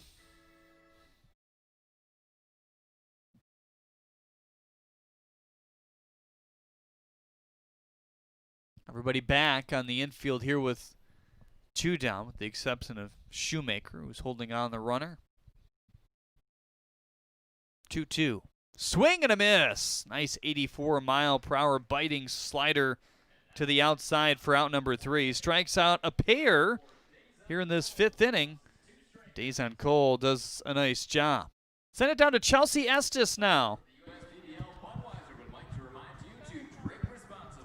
All right, it's time for another senior salute. Today I'm going to congratulate Angel Skeel from Warren Mott High School. She participated in the marching band for all 4 years. She also enjoyed the pep band, wind, and solo ensemble. She graduated with honors. Congratulations, Angel. This is brought to you by Michigan Schools and Government Credit Union. And to all your deserving seniors out there, that job well done. Guys, back to you. Thanks, Chelsea. Chelsea Estes getting some time in this week as our sideline reporter, doing some in-game promotions here at the USPBL as well. We have a new pitcher. It's a Hoffman Dental pitching change. Rabin Martin now taking over for Zane Collins here in the 4th inning. Looking for out of this lefty. Well, last 2 outings for Rabin, he's done significantly better, and he was one of our pitchers last year who really made some huge strides. Pitched at Louisville and kind of had some marginal time there, but getting here he was typically 85, 87, but he got up to 89, almost 91 a couple times last year, and really started to become a consistent arm for Paul.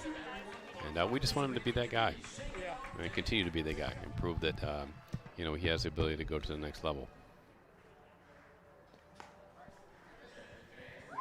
So they'll throw to Luke Johnson here today. Did a pretty good job of navigating through Zane Collins. You look at Zane Collins' outing, the only blemish really in terms of the runs back in the 1st inning. A leadoff single to Keeber, driven around by the RBI grounded by Will Johnson in the end, and then another RBI single by Ross Haffey. Did see some traffic, back-to-back frames where you saw at least one base runner on, was able to strand it in his last inning of work in the 4th with the flyout to right. That was after the 2-out walk by Garrett Keeber. You'll see Little, Johnson, and Haffey come up. Your Zach Hart agency. 3 men due up in the 5th inning. Part of the lineup trying to do some damage. Lead Westside to possibly their 2nd victory of the year. Hoppers trying to stay up there with the Joneses as the Unicorns and the Beavers have kind of clogged the top of the standings so far. And this is kind of typical Mammoths fashion. I mean, they're the first year that they had in 17, got off to a slow start, and last year was a slow start, but they did finish strong. And come playoff time, they usually have a pretty good club and are competitive. This year we don't have it. We've always had the senior showcase. Sure.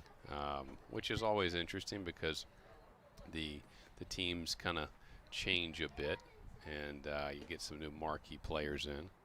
And that starts to shift the standings. You always want to try to create some parity a little bit in the league, and then, like I mentioned earlier, that last 5 or 6 weeks, just let them play, let it be competitive, and have fun out there. Martin falls behind Little. Here's the 2-1. Breaking ball inside at 67.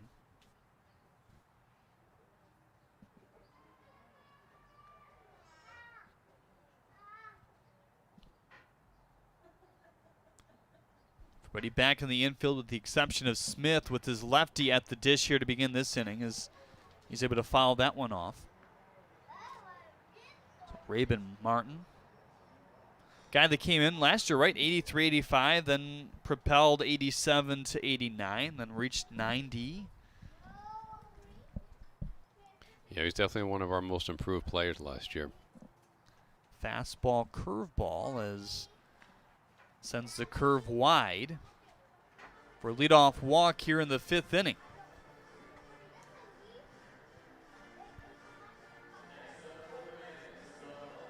So you talked to me maybe a couple weeks back about how he's being a little rugged with that delivery, impacted his velocity just a little bit. Have you seen that tune up a little bit in the last week or so?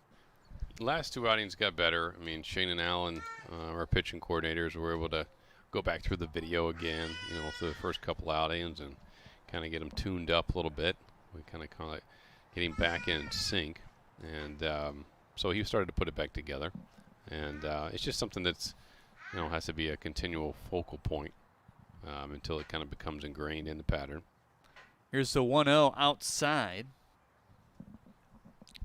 Will Johnson, pretty good in his debut this season, if you will. First game for him. Spent last year here in the USPBL, though. Starting left field today. He's got an RBI ground out and a single back in the 3rd inning. 2-0 high. 88. Big pitch here. It is. I don't want to walk the first 2 men to start this 5th inning.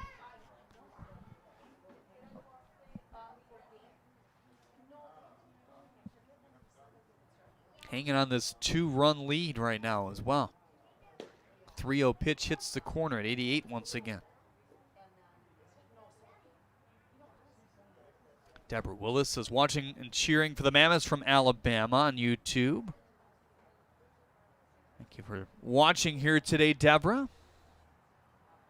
3-1 pitch is outside. He did walk him, so first and second to begin this 5th. Ruthenberg, Hoppers fan says go Hoppers. Hope everyone's having a great day. Victoria Chambers on Facebook says go Hoppers as well.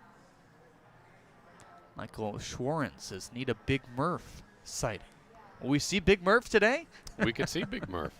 He's eligible. He'll be back to his reliever role, though, obviously.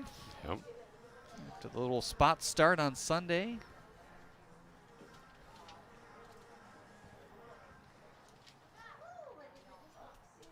Ross Haffey put a pretty good swing on it the last time. Just got under it a tad and hung up there in left center field. First pitch on the corner for strike 1 at 89. So 1 for 2. RBI single back in the 1st inning. Drove in Sam Little for the 2nd run of the ball game here.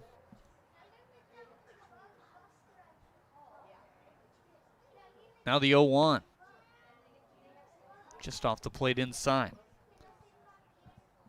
Webb Little would be next, then Jamal Howard. Here's Zach Card Agency. 2 men, 2 up here for the Woolly Mammoths in the 5th. No outs, runners on 1st and 2nd. Prime time to give them a lead possibly with 1 swing of the bat. This is a good candidate for that. 10 bombs last year. Good block by Johnson. Johnson's the guy that worked on his receiving this year. You think it's shown in his play? Well, he's definitely been tested this evening with a lot of balls that are in the dirt between Zane's curve balls. and so far with Raven here. So he's done a great job. He had that one early pass ball that got under his glove, but looked sharp since. 2-1 on the ground, through the chute, and they might test it with a run here. Coming around third is Sam Little. He's got some speed, and he scores standing up just like that. It's a one-run ball game here in the fifth. Heffy coming big here for the Mammoths this evening. And the 2 RBI swings, swings where he wasn't necessarily trying to hit out of the ballpark, just a good approach there at the plate. Which is great to see from Heffy, and especially the pitch before. We laid off the breaking ball in the dirt, and then got to something that he could hit, and he drove it through the hole there.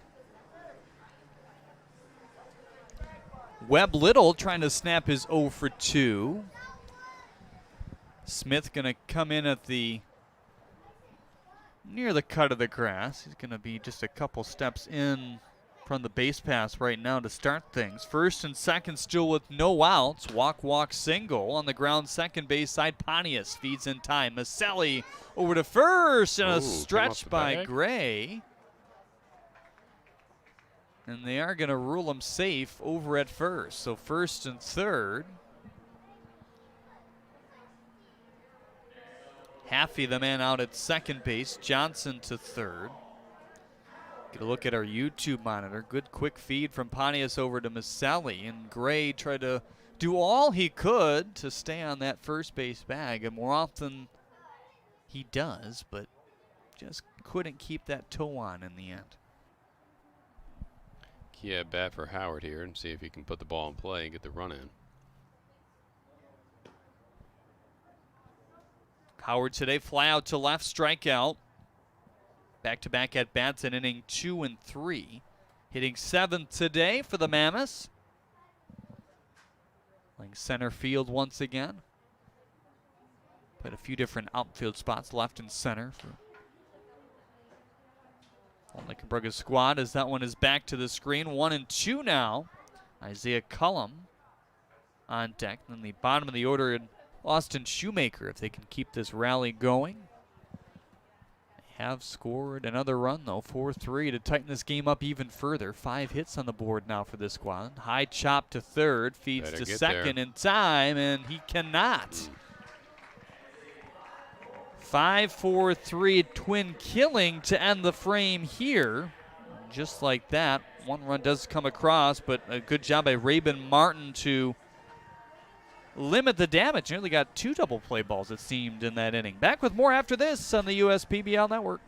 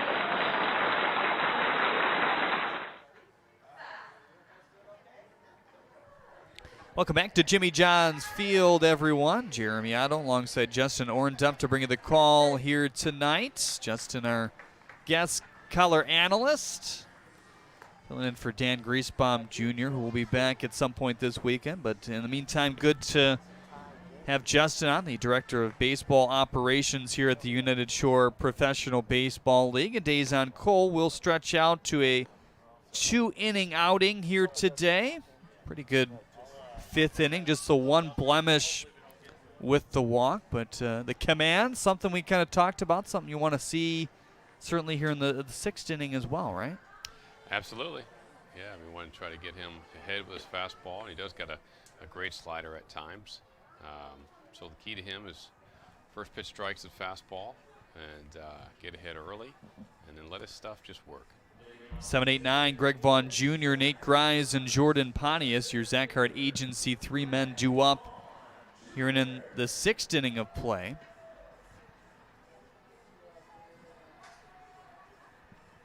Vaughn Jr. today, a walk in his first AB, a strikeout in his second back in the 3rd. First pitch is high to Greg, 1-0. 2 for 11 start for this center fielder. Boy, is Cole working quickly. Snatches the ball, gets set, and fires it right back at you, which at 95, as a hitter, you want to step out sometimes, right? Yeah. That's right. Here's the 1-1 on the corner for strike 2. How frustrating as a pitcher is that when you're on a groove and a hitter says, no, just wait a second. No. Well, it's a common tactic, I mean, for sure, to slow you down when you're definitely in the zone and pumping strikes, and you just want to kind of get it and throw it. 3rd strikeout now for Cole as he gets his first looking as he dusts Greg Vaughn Jr. on the corner there.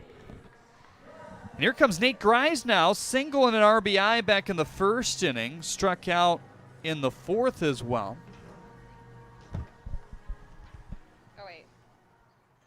Grimes picked up his 5th RBI of the year. So it makes it fun and interesting. Ooh, that sky's pretty. That extended this lead to 4-0 at that point in the 1st. Good job of the Hoppers in the last half. It looked like there could be some more damage going on against Raven Martin as he led off the inning with 2 walks, then the single, the fielder's choice, but then the 5-4-3 double play ended the threat. 2 ground balls that could have been double plays in the end. Good job by Martin not to get frustrated on the first turn. And Yeah, it almost was, as Gray just missed the stretch over at first. That's true. 2-1 high at 93. It looks like we might see Dugan Darnell for a 6th, 7th inning save here. Another guy that got a spot start. 3-1 is up high. And Grimes able to reach with a 1-out walk. So 2 1-out walks surrendered by Dazon Cole. I know the head movement was something you guys talked about with Cole. Is that something you're still trying to work on him with? Well, if you look at a lot of guys, you know, who first come into the league, it's, you know, from the pitching standpoint, it's almost like if you think about a car that you're driving, and you go 1st gear, 2nd gear, it's like they want to go from 2nd to 5th gear really quick. Right. And 3rd and 4th are lost, you know, so we try to teach them to let it build and trust it, and then just let it come out. Instead of trying to force it so much. 94 pinned to the corner for strike 1. Go ahead. But when you try to force it, that's where you get the additional head movement, and the head and the spine pull off the pitch, and that's where the lack of command exists. Spoil away at 94, 1-2 on Jordan Pontius here. Pontius the bottom of the order, then they'll turn it to Anthony Maselli. Slight breeze here at Jimmy John's Field, blowing out to right center. There's a nice slider at 84 as he pulled the string for out number 2 and his 4th K here tonight in the 6th.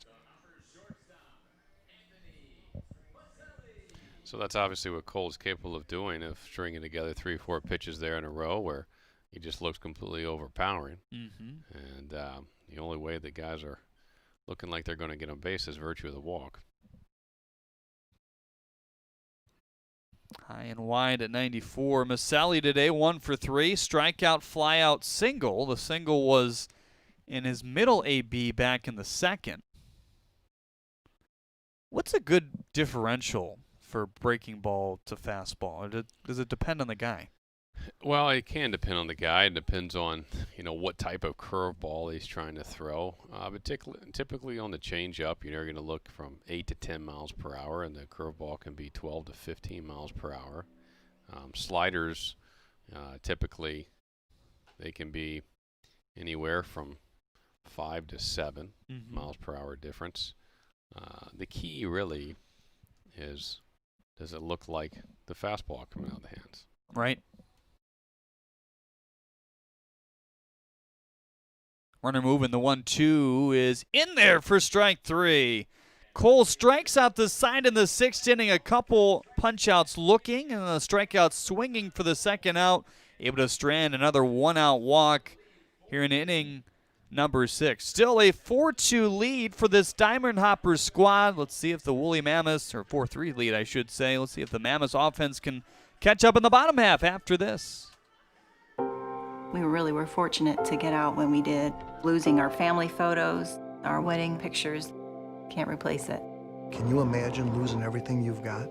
You realize that it's the little things in life that matter. Things that they thought were damaged and thrown away, all of a sudden they magically reappear. And you see the human spirit come back. It's our pictures. To be able to put you safely back in your home matters to us. People matter. People count. At Belfour, we're restoring more than property. Jeremy and Justin back with you here from Jimmy John's Field in Utica, Michigan. It's a 4-3 lead for the visiting Eastside Diamond Hoppers here today. We have a birthday shout-out in order. Happy birthday, Elizabeth. So hello, Elizabeth. Thanks for watching here today, whether it be on Facebook or YouTube. We have another good following on both platforms, so we encourage you to chime in. I know it's a little bit late to try to get those contests and win some prizes here today, but look out for those in future broadcasts here. Those have been sprinkled in throughout the innings here on the USPBL network the last couple calls. Their Hoffman Dental pitching change. Duke and Darnell coming in for the 2-inning save.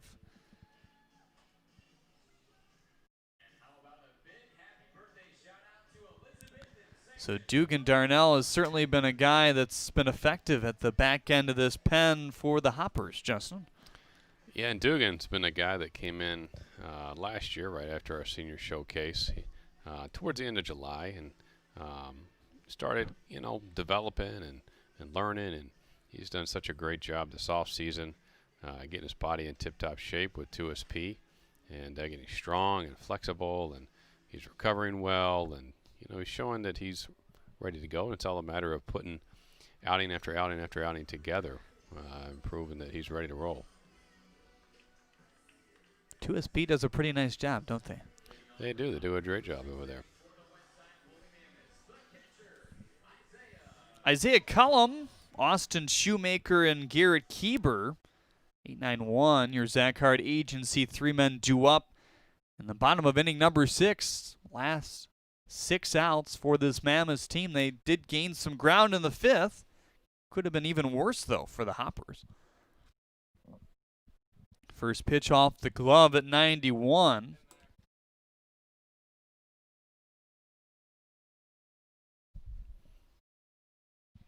Righty on righty matchup fresh out of the pen here for Dugan Darnell, who takes over for Martin, who took over for Collins.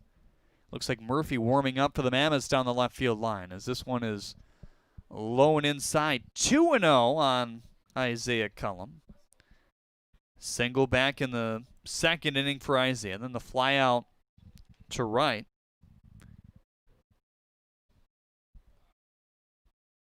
.20 hits the corner at 76 for strike 1. A nice little 2-0 slider there. The slider seems to be the go-to pitch for some of these guys in the league this year. Well, sometimes it's that odd mix to where sometimes you try to do too much on your fastball, maybe trying to get too much velocity, and you can just rely on your breaking ball to stay consistent and get you back into counts. Another guy that has a lot of spin on all his pitches. 3-1 swing and a miss. Uppercut at 90 miles per hour there. And you think he can be a guy that can, be marketed as one that throws that four-seamer up in the zone too, right?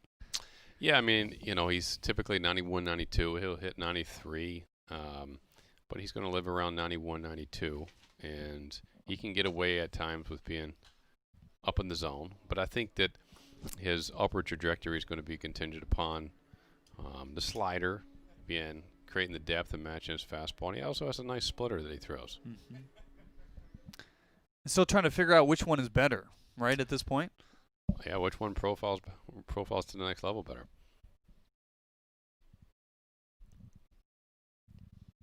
Good battle here by Cullum, and he will win it with the walk.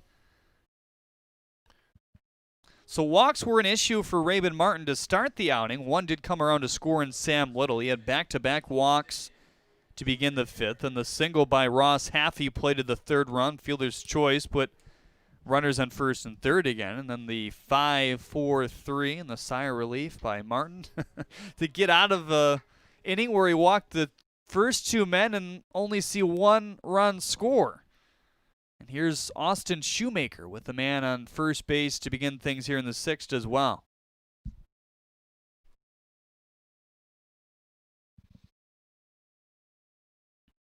Swing and a miss.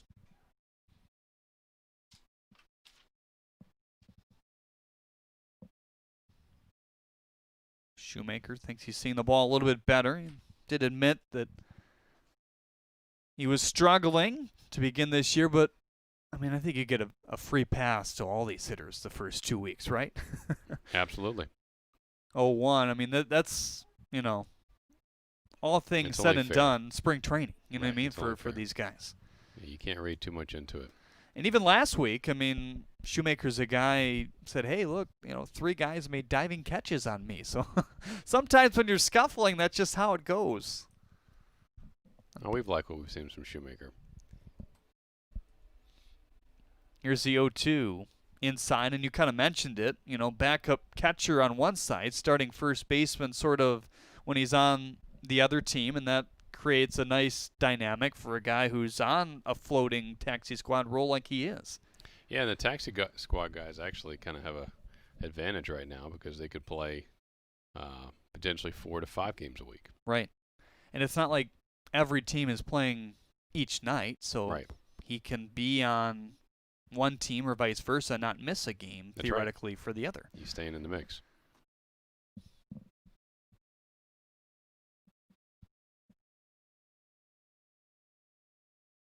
Quick check of Cullum over at first base. The leadoff walk. 2-2 is inside at 90 to fill the count on back-to-back batters here. Shoemaker made a mid-season adjustment or early season adjustment, getting sooner. Or he said he was going a little bit too long in his load, so he started to shorten that up just a little bit. Here's the full count delivery again. Swing and a miss. He struck him out. Dugan Darnell gets a big out number 1 here. And you look at Darnell's walk to strikeout, and it's pretty good for a back-end guy just where you want it. 6 walks to now 23 Ks. 6 hits given up, 2 runs, just one of them earned for a sparkling .79 ERA through 7 appearances. There's some good back-end guys in the league this year. Yeah, and you got to look at, you know, between Nolan Clinty, Murphy, and Dugan now, those guys spent ample time here last year or developed, and you know that's typically the cycle. We got to spend time with guys the year prior, and coming in, there are marquee guys to promote, market, get out of here, and then typically around the senior showcase time, we look for the next batch. Jack Ferguson, a guy who's done a really nice job and a nice bounce-back 2-inning outing the other day. Here's the 0-1, way outside. Yeah. Johnson can't catch that, and Cullum to second. Yeah, Ferguson's a very intriguing prospect because he had time starting. He's a fierce competitor, and now that he's dropped down and he's kind of more in a late inning role, really serving as the closer type guy for the Beavers. He's proved to be really good so far. And that was a change in terms of dropping his arm angle down that he kind of saw. He thought he needed to make it to the next level. The 1-1 is a swing and a miss. We're actually going to see a college teammate of Ferguson tomorrow on a roster at least, and Frankie Luska out of Madonna. That's right. What do you guys like in him? Well, you know, it's just when we got Taylor Jilikowski a few years ago in the scouting report and recommendation, very similar to what Frankie's coming in with. So we watched him swing the other day, like what we saw, and we want to get him into the mix. 1-2, swing and a miss. That's out number 2. Jilikowski reaching Double-A last year in the Minnesota organization. And you'll start to see Jilikowski out here. He's going to start hitting BP and staying active. Is he really? Yeah. Okay. So he'll be coming out, helping out the USPBL. Awesome. So he's local, and he won't be playing in games, obviously, but he'll be helping out, and we want to just kind of, the outlet's always him. It's always a home here. Doesn't live too far from here, so that'll be an easy hike for him. That is true. First pitch to Barnes is fouled off. He's a guy that's kind of thrived as a utility type in the Minnesota organization.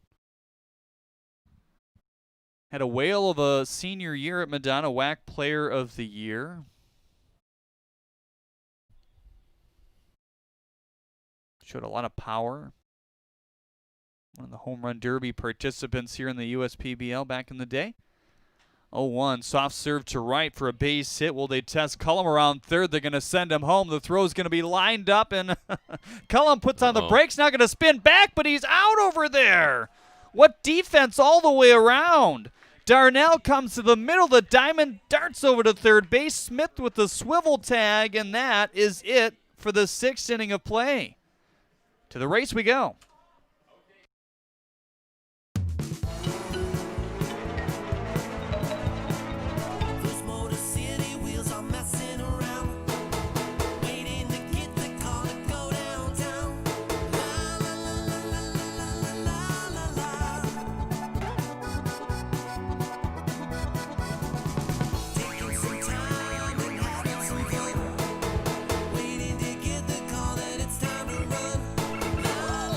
Holy Hot Rods, it's race time.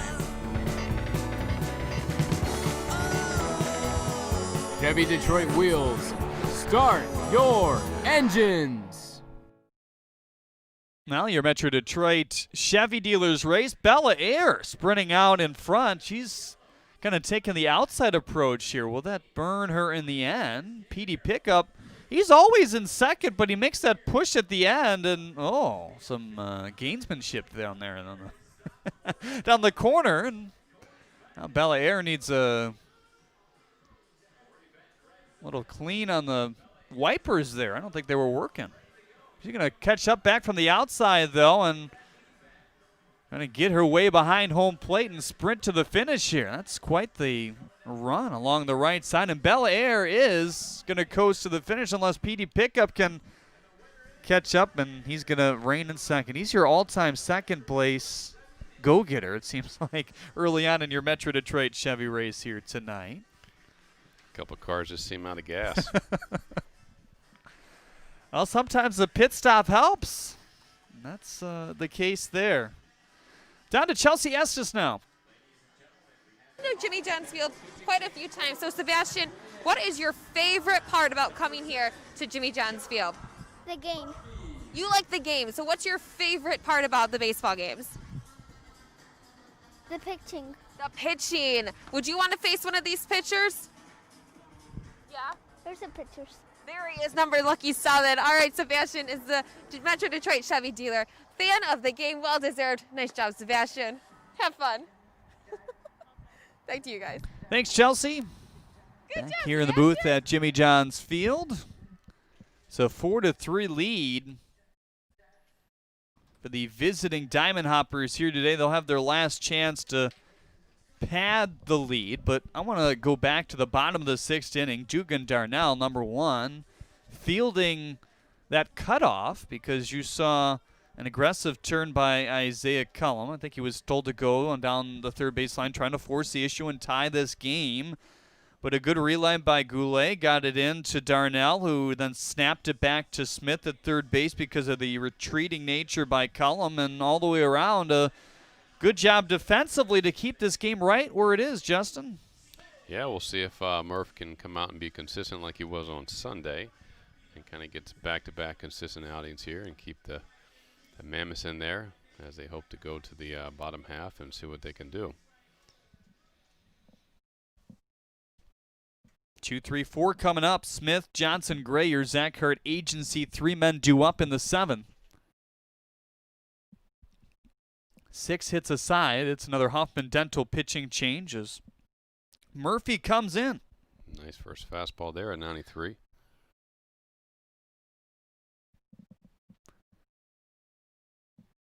Here's the 0-1. In there for strike 2.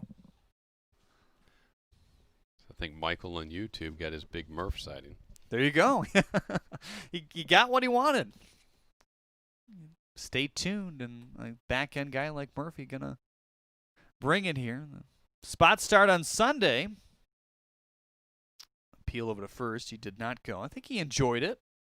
Anytime you're able to convert back to a start. I mean, he was a dominant starter in high school. I mean, went to one of the better high schools in New Jersey, a place where they hold the highest number of active state championships in school history out there. As this one is popped up to right field. Sam Little coming in for the first out. Did you guys talk to him about making any adjustments going long, as he really has only been a back-end guy so far this year before that start? No, I mean, we were just hoping that because he didn't get much work the previous week, we could just get two innings out of him and right around 30 pitches, just to get him a little bit of extra work. I mean, he's got a few walks coming into the year and just kind of iron some things out before he gets back into that closer-type mentality. But so far, so good. You guys are working on the arm path with him, right? Well, we're working on just trying to, just trust that his hips are going to open a little early, and that does allow his arm to come up in a little more consistent position.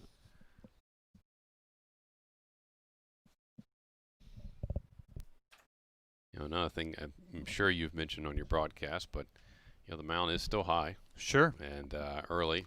Guys got to get acclimated and get adjusted to it. This is golfed into the gap in left center. Good to see out of this batting Luke Johnson. He snaps a streak of what was made of 1 for 17 in his last 5, including 10 Ks. So good to see him turn around that pitch and maybe breathe a sigh of relief over at first base as well, trying to get his team back in the driver's seat here in the 7th. Yeah, I'm sure he feels good about that one. Zach Gray had to feel good about his swing in the first. He turned around 3 early runs for this Hoppers team, and they haven't looked back in terms of a lead thus far. As good job by Shoemaker to get off the first base bag.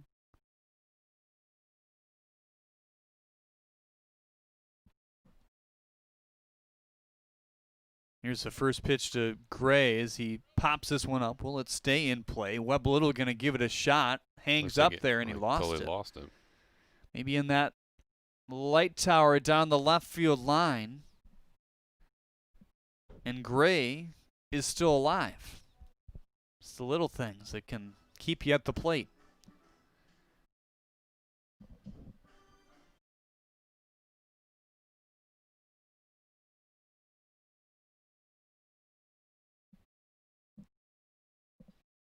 Gray, then Mahalik. Mahalik put a good swing on a pitch his last time up. Nothing to show for it, though, as he flew out. That one at 88. High and away. Chased it.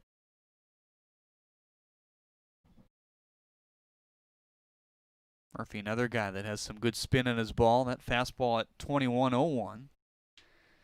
On the spin rate, rotations per minute. 0-2 is on the corner for strike 3. Gray knew it. And that's the second out and first strikeout for Murphy here in the 7th.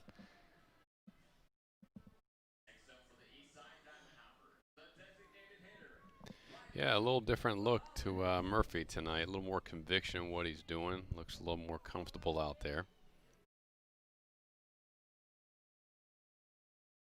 Closer at Maryland. Threw a lot of sliders to get guys out there. You guys have tried to instill, hey, you got a plus fastball, too. You need to use that to dig yourself out of things, too, right? Well, when he came in last year, we liked the pedigree, and we liked, his confidence, and he definitely had a feel for a slider. But I don't think he had a full confidence in the fastball. I mean, it was, typically 90, 91. And as you see today, I mean, he can be up to 93, 94. But that's new. We didn't see a ton of that last year, but put in a ton of work this offseason. And from velocity and stuff standpoint, looks the part.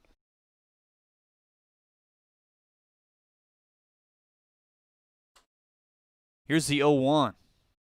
Low and inside at 89.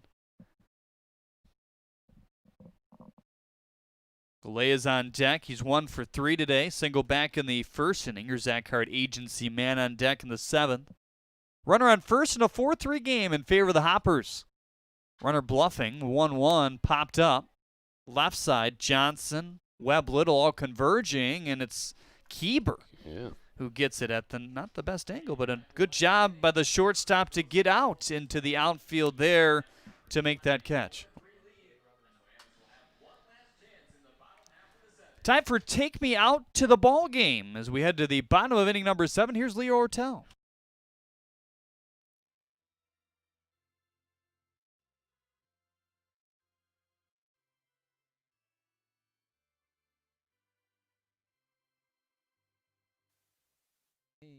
Take me out with the crowd.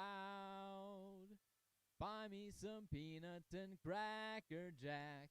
I don't care if I never get back. Let me root for the home team. If they don't win, it's a shame.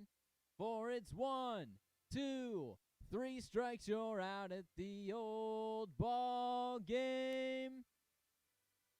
Now there's Leo Ortel, your public address announcer here at the United Shore Professional Baseball League. 7th inning stretch brought to you by Genesis Credit Union. We head to the bottom of inning number 7 now. Westside Woolly Mammoths within 1. They scored that 3rd run back in inning number 5, and it looked like we might have a possible tie score. Isaiah Cullum rounded the third base bag and a poke to right by Landon Barnes, but he was gunned down by the relay of Golay and right to Darnell to the center of the diamond over to Smith at third base. Kind of caught in no man's land there. So Darnell trying to get a 2-out save. What'd you see out of him in the 6th inning? Well, I liked what we saw at Darnell. I mean, early on, it looked like he kind of came out of the gate trying to maybe do a little much, but then found himself and made some great pitches, competed, and obviously made a great play at the end. And that's something as a pitcher you have to do too often in terms of getting the relay and throwing a dart over to third base, but he looked like a pro. Yeah.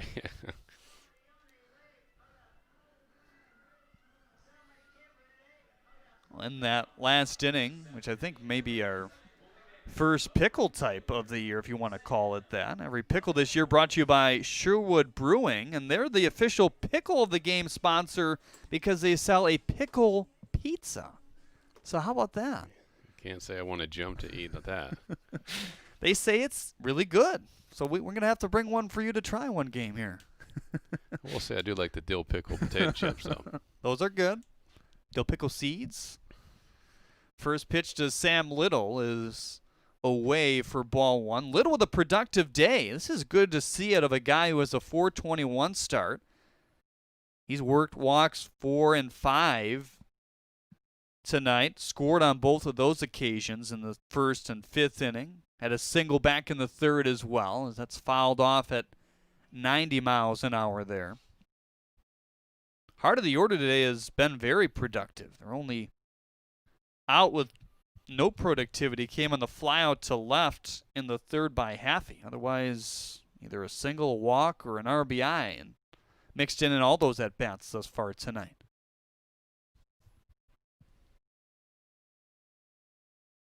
Here's the 1-1. Fouled off, and we talked about already how this Mammoth squad has started out slow, but I think you're starting to see them trend up a little bit even more with the bats, and that can be a telltale sign. I mean, you got some good arms, and Jared Wright and Ben McKendall going. So you see these bats start to turn around, maybe a player here or there added, and you're right back in the thick of things by the time things are said and done with a 10 and 11 win kind of streak.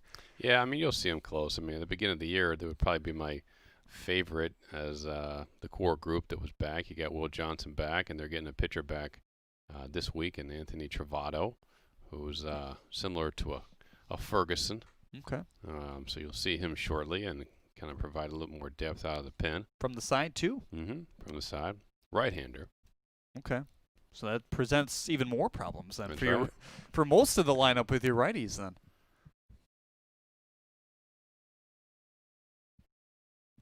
Reading the 2-2 on Little here. He's battled every time he's been to the plate. The pitch. Nice pitch. Low and in for strike 3 at 90. Not much you can do with that as a hitter. In for strike 3. Another strikeout for Dugan Darnell, his third, and just continues to add to that really good strikeout rate. Will Johnson, 37 games in the league last year, 276 clip at the plate. Showed some pop, 4 homers, 4 doubles. Couldn't ask for much better of a game at the plate to start things. Walk, RBI ground out, and a single. First pitch off speed in there for strike 1. Ross Haffey, your Zach Hart agency man on deck here in the 7th.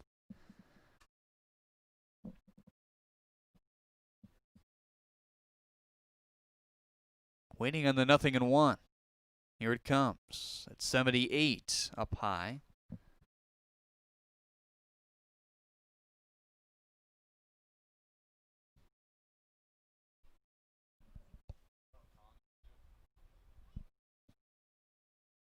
.22 walks at the plate last year for Johnson as well. Here's the 1-1 pitch at 88.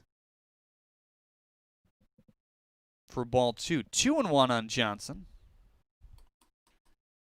Kind of quick pitch him there with like a slide step move. Yeah. Nifty, huh?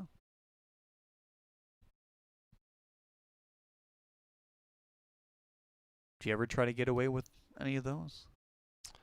No, I pretty much had one gear. Here's the 2-1. Up high at 91. Definitely been more of a trend in the last few years with a pause or a quick pitch. Sure. Trying to get a guy off balance real quick. Think it's going to be something they continue to allow? I think it has its place. 3-1 is on the corner as Johnson was trying to discard that bat and coax the walk, but not so fast. 3-2 with 1 out here in the 7th and a 1-run ball game. Dugan Darnell trying to get the 2-inning save. Began the 6th inning with a walk, then a K, a single, and then the ultimate relay to third base for the 3rd out. Full count delivery, nice. Wave and a miss. He piped it up at 92 as well. A lot of conviction in that pitch. 4th K of the evening now for Dugan Darnell, and Ross Haffey will step to the dish for the 4th time tonight. So Haffey, I mean, you said at the beginning of the game, he's going to become more of a taxi-like guy this week than he's ever been this year. Yeah, he'll play in all 5 games. And because he's been here last year. We like what we see, and we just want to try to see if we can accelerate a little bit of the ABs for him. First pitch strike to Haffey. Pulled the string at 68 there. Good spin on that ball to the outside as well.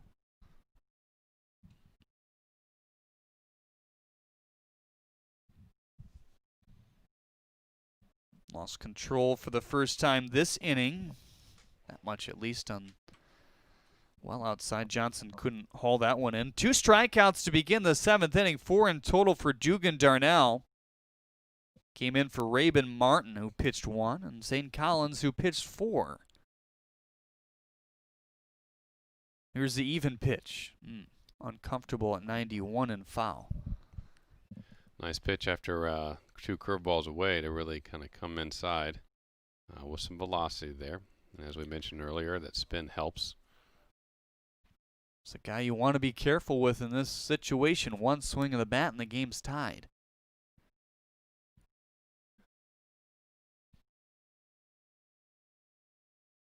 Here's the 1-2 delivery now. Swing and a miss! Quick pitch, fastball upstairs. Dugan Darnell able to strike out the side here in the 7th inning. 5 Ks in total, just adding to his outstanding line so far this season. And what a way to shut it down and pick up win number 7 for the Hoppers here tonight. Justin, your thoughts on this one here today? Well, I think we saw some players emerge. You know, it was good to see Haffey have a good game. Obviously didn't quite do the job there, but he had a good game. And Zach Graves continued to look great. And I think both starters ended up, you know, getting off to a little bit of a shaky start, but settled in. And then kind of as advertised, the pen was pretty good. Yeah.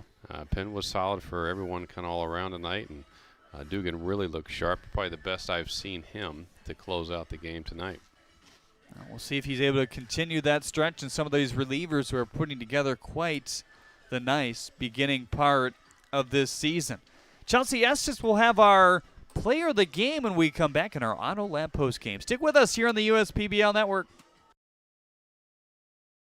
Last year, Belfour did 114,000 different jobs around the world. We've been to floods, fires, tornado sites, earthquakes, where people have lost everything. Yes, your homes can be rebuilt, and yes, your businesses will be rebuilt. But most importantly, your lives will be rebuilt. There's nothing that we cannot fix, and we believe that. It's our pictures. To me, that's Belfour. At Belfour, we're restoring more than property. We like to do it before we go out on the weekend. We do. We do it every week. Whether we need to or not. We did it today. It was really dirty. My parents do it every day. Hey, kiddo! Do it every day with the Unlimited Club only at Jack's Car Wash. Protect your car from the hot summer sun, dust, dirt, and contaminants all summer long with the Jack's Unlimited Club. Join today, starting at just $21.99 a month. Detroit Mercy really models a value-based education. They focus a lot on service, which provides so many different experiences and opportunities that allows us to tie in everything we learn, how to apply that outside of the class. There are a number of different programs that we're a part of to help bring the community back and revitalize the city of Detroit. Doing service with the community really helps bring Detroit Mercy outside of the gates and to everyone. Detroit Mercy. Build a boundless future. The Chevy Trax from your Metro Detroit Chevy dealers has a sporty, compact design that makes it the perfect SUV for everywhere you like to roll. Lease a 2020 Trax LT front-wheel drive for just $222 a month. Put it in D and see why Chevy drives the Motor City. First State Bank is a locally owned and operated business. We're part of your community. At fsbcares.com, you'll find ways that we're making a difference by featuring locally owned and operated businesses, providing access to helpful financial resources, and engaging with community. FSBcares.com is part of our commitment to the neighborhood because strong neighbors mean stronger communities. Where good neighbors do great things. Member FDIC and Equal Housing Lender.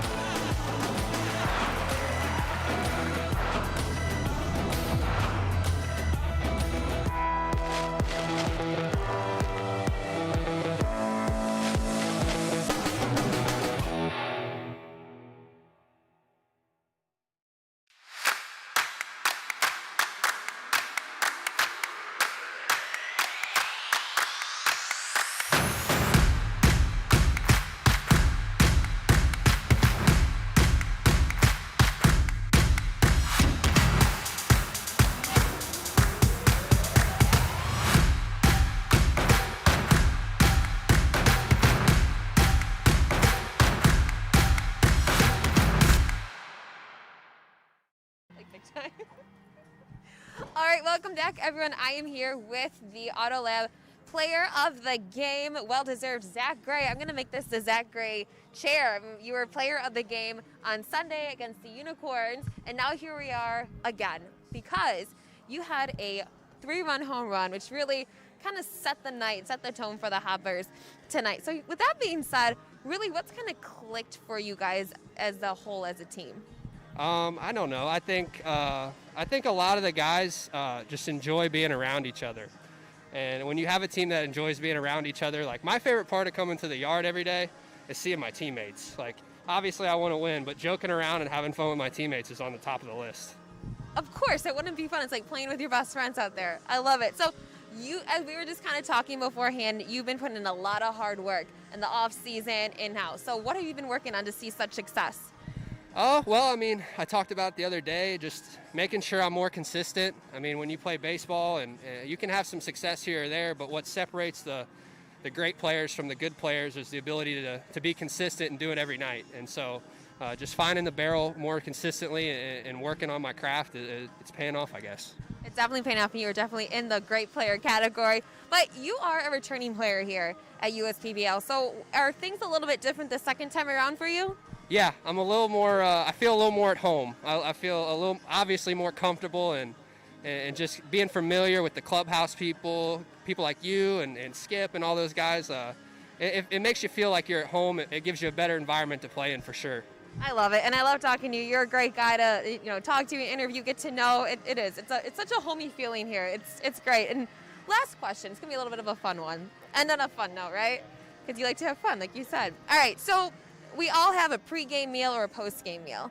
What is your go-to pre- or post-game meal? I had 3 hot dogs today before the game. Did you really? Yeah. Okay, fun fact here. The first game last week, I think it was National Hot Dog Day. So what do you put on your hot dogs? Today I went super weird, and I went shredded cheese and hot sauce. Yeah. That's a first. I don't think I've ever heard that. Was it good? Amazing. Amazing. All right, next time, I don't eat hot dogs, but I may just have one to try with the Zach Gray special. All right, you guys, Zach Gray, player of the game, fantastic job, fantastic player. Back to you guys, Jeremy. Thanks, Chelsea. Big time win for the Diamond Hoppers here tonight, and for back-to-back games, that man is the hero. So good to catch up with Zach Gray once again. He's had a hot bat to start this year now, 3 home runs for Gray. Zane Collins' final numbers on the bump: 4 innings pitched, 4 hits, 2 runs. Both of them earned 3 walks to 2 strikeouts. The story today was your relievers, though, especially Dugan Darnell. 2 innings, just 1 hit, no runs, 1 walk compared to 5 strikeouts. So was able to strike out the side here in the 7th inning as well. Rough one for Jared Wright. 4 innings pitched, 6 hits, 4 runs, 3 of them earned, 1 walk to 5 Ks. I'm sure he'll turn it around the next time out. And good sign out of Dazon Cole and John Murphy as well to hold the game right where it was. So there you see your final line score: 4 runs off 7 hits, no errors for the Hoppers, 3 runs off 6 hits, and 1 error for the Mammoths. We will see you again tomorrow for some more USPBL action right here on the USPBL action. Again, Wednesday, Thursday, Friday, doubleheader Saturday, and a 1:05 start on Sunday. The doubleheader will start at 5:30 as well on Saturday. Look forward to seeing you then. For my broadcast partner here tonight, Justin Orenduff, everybody involved, our director, Robert Sherby, our graphics man, Jeremiah Hergott, and producer here tonight, and all our fine cameramen. I'm Jeremy Otto. Have a great night, and we will see you tomorrow.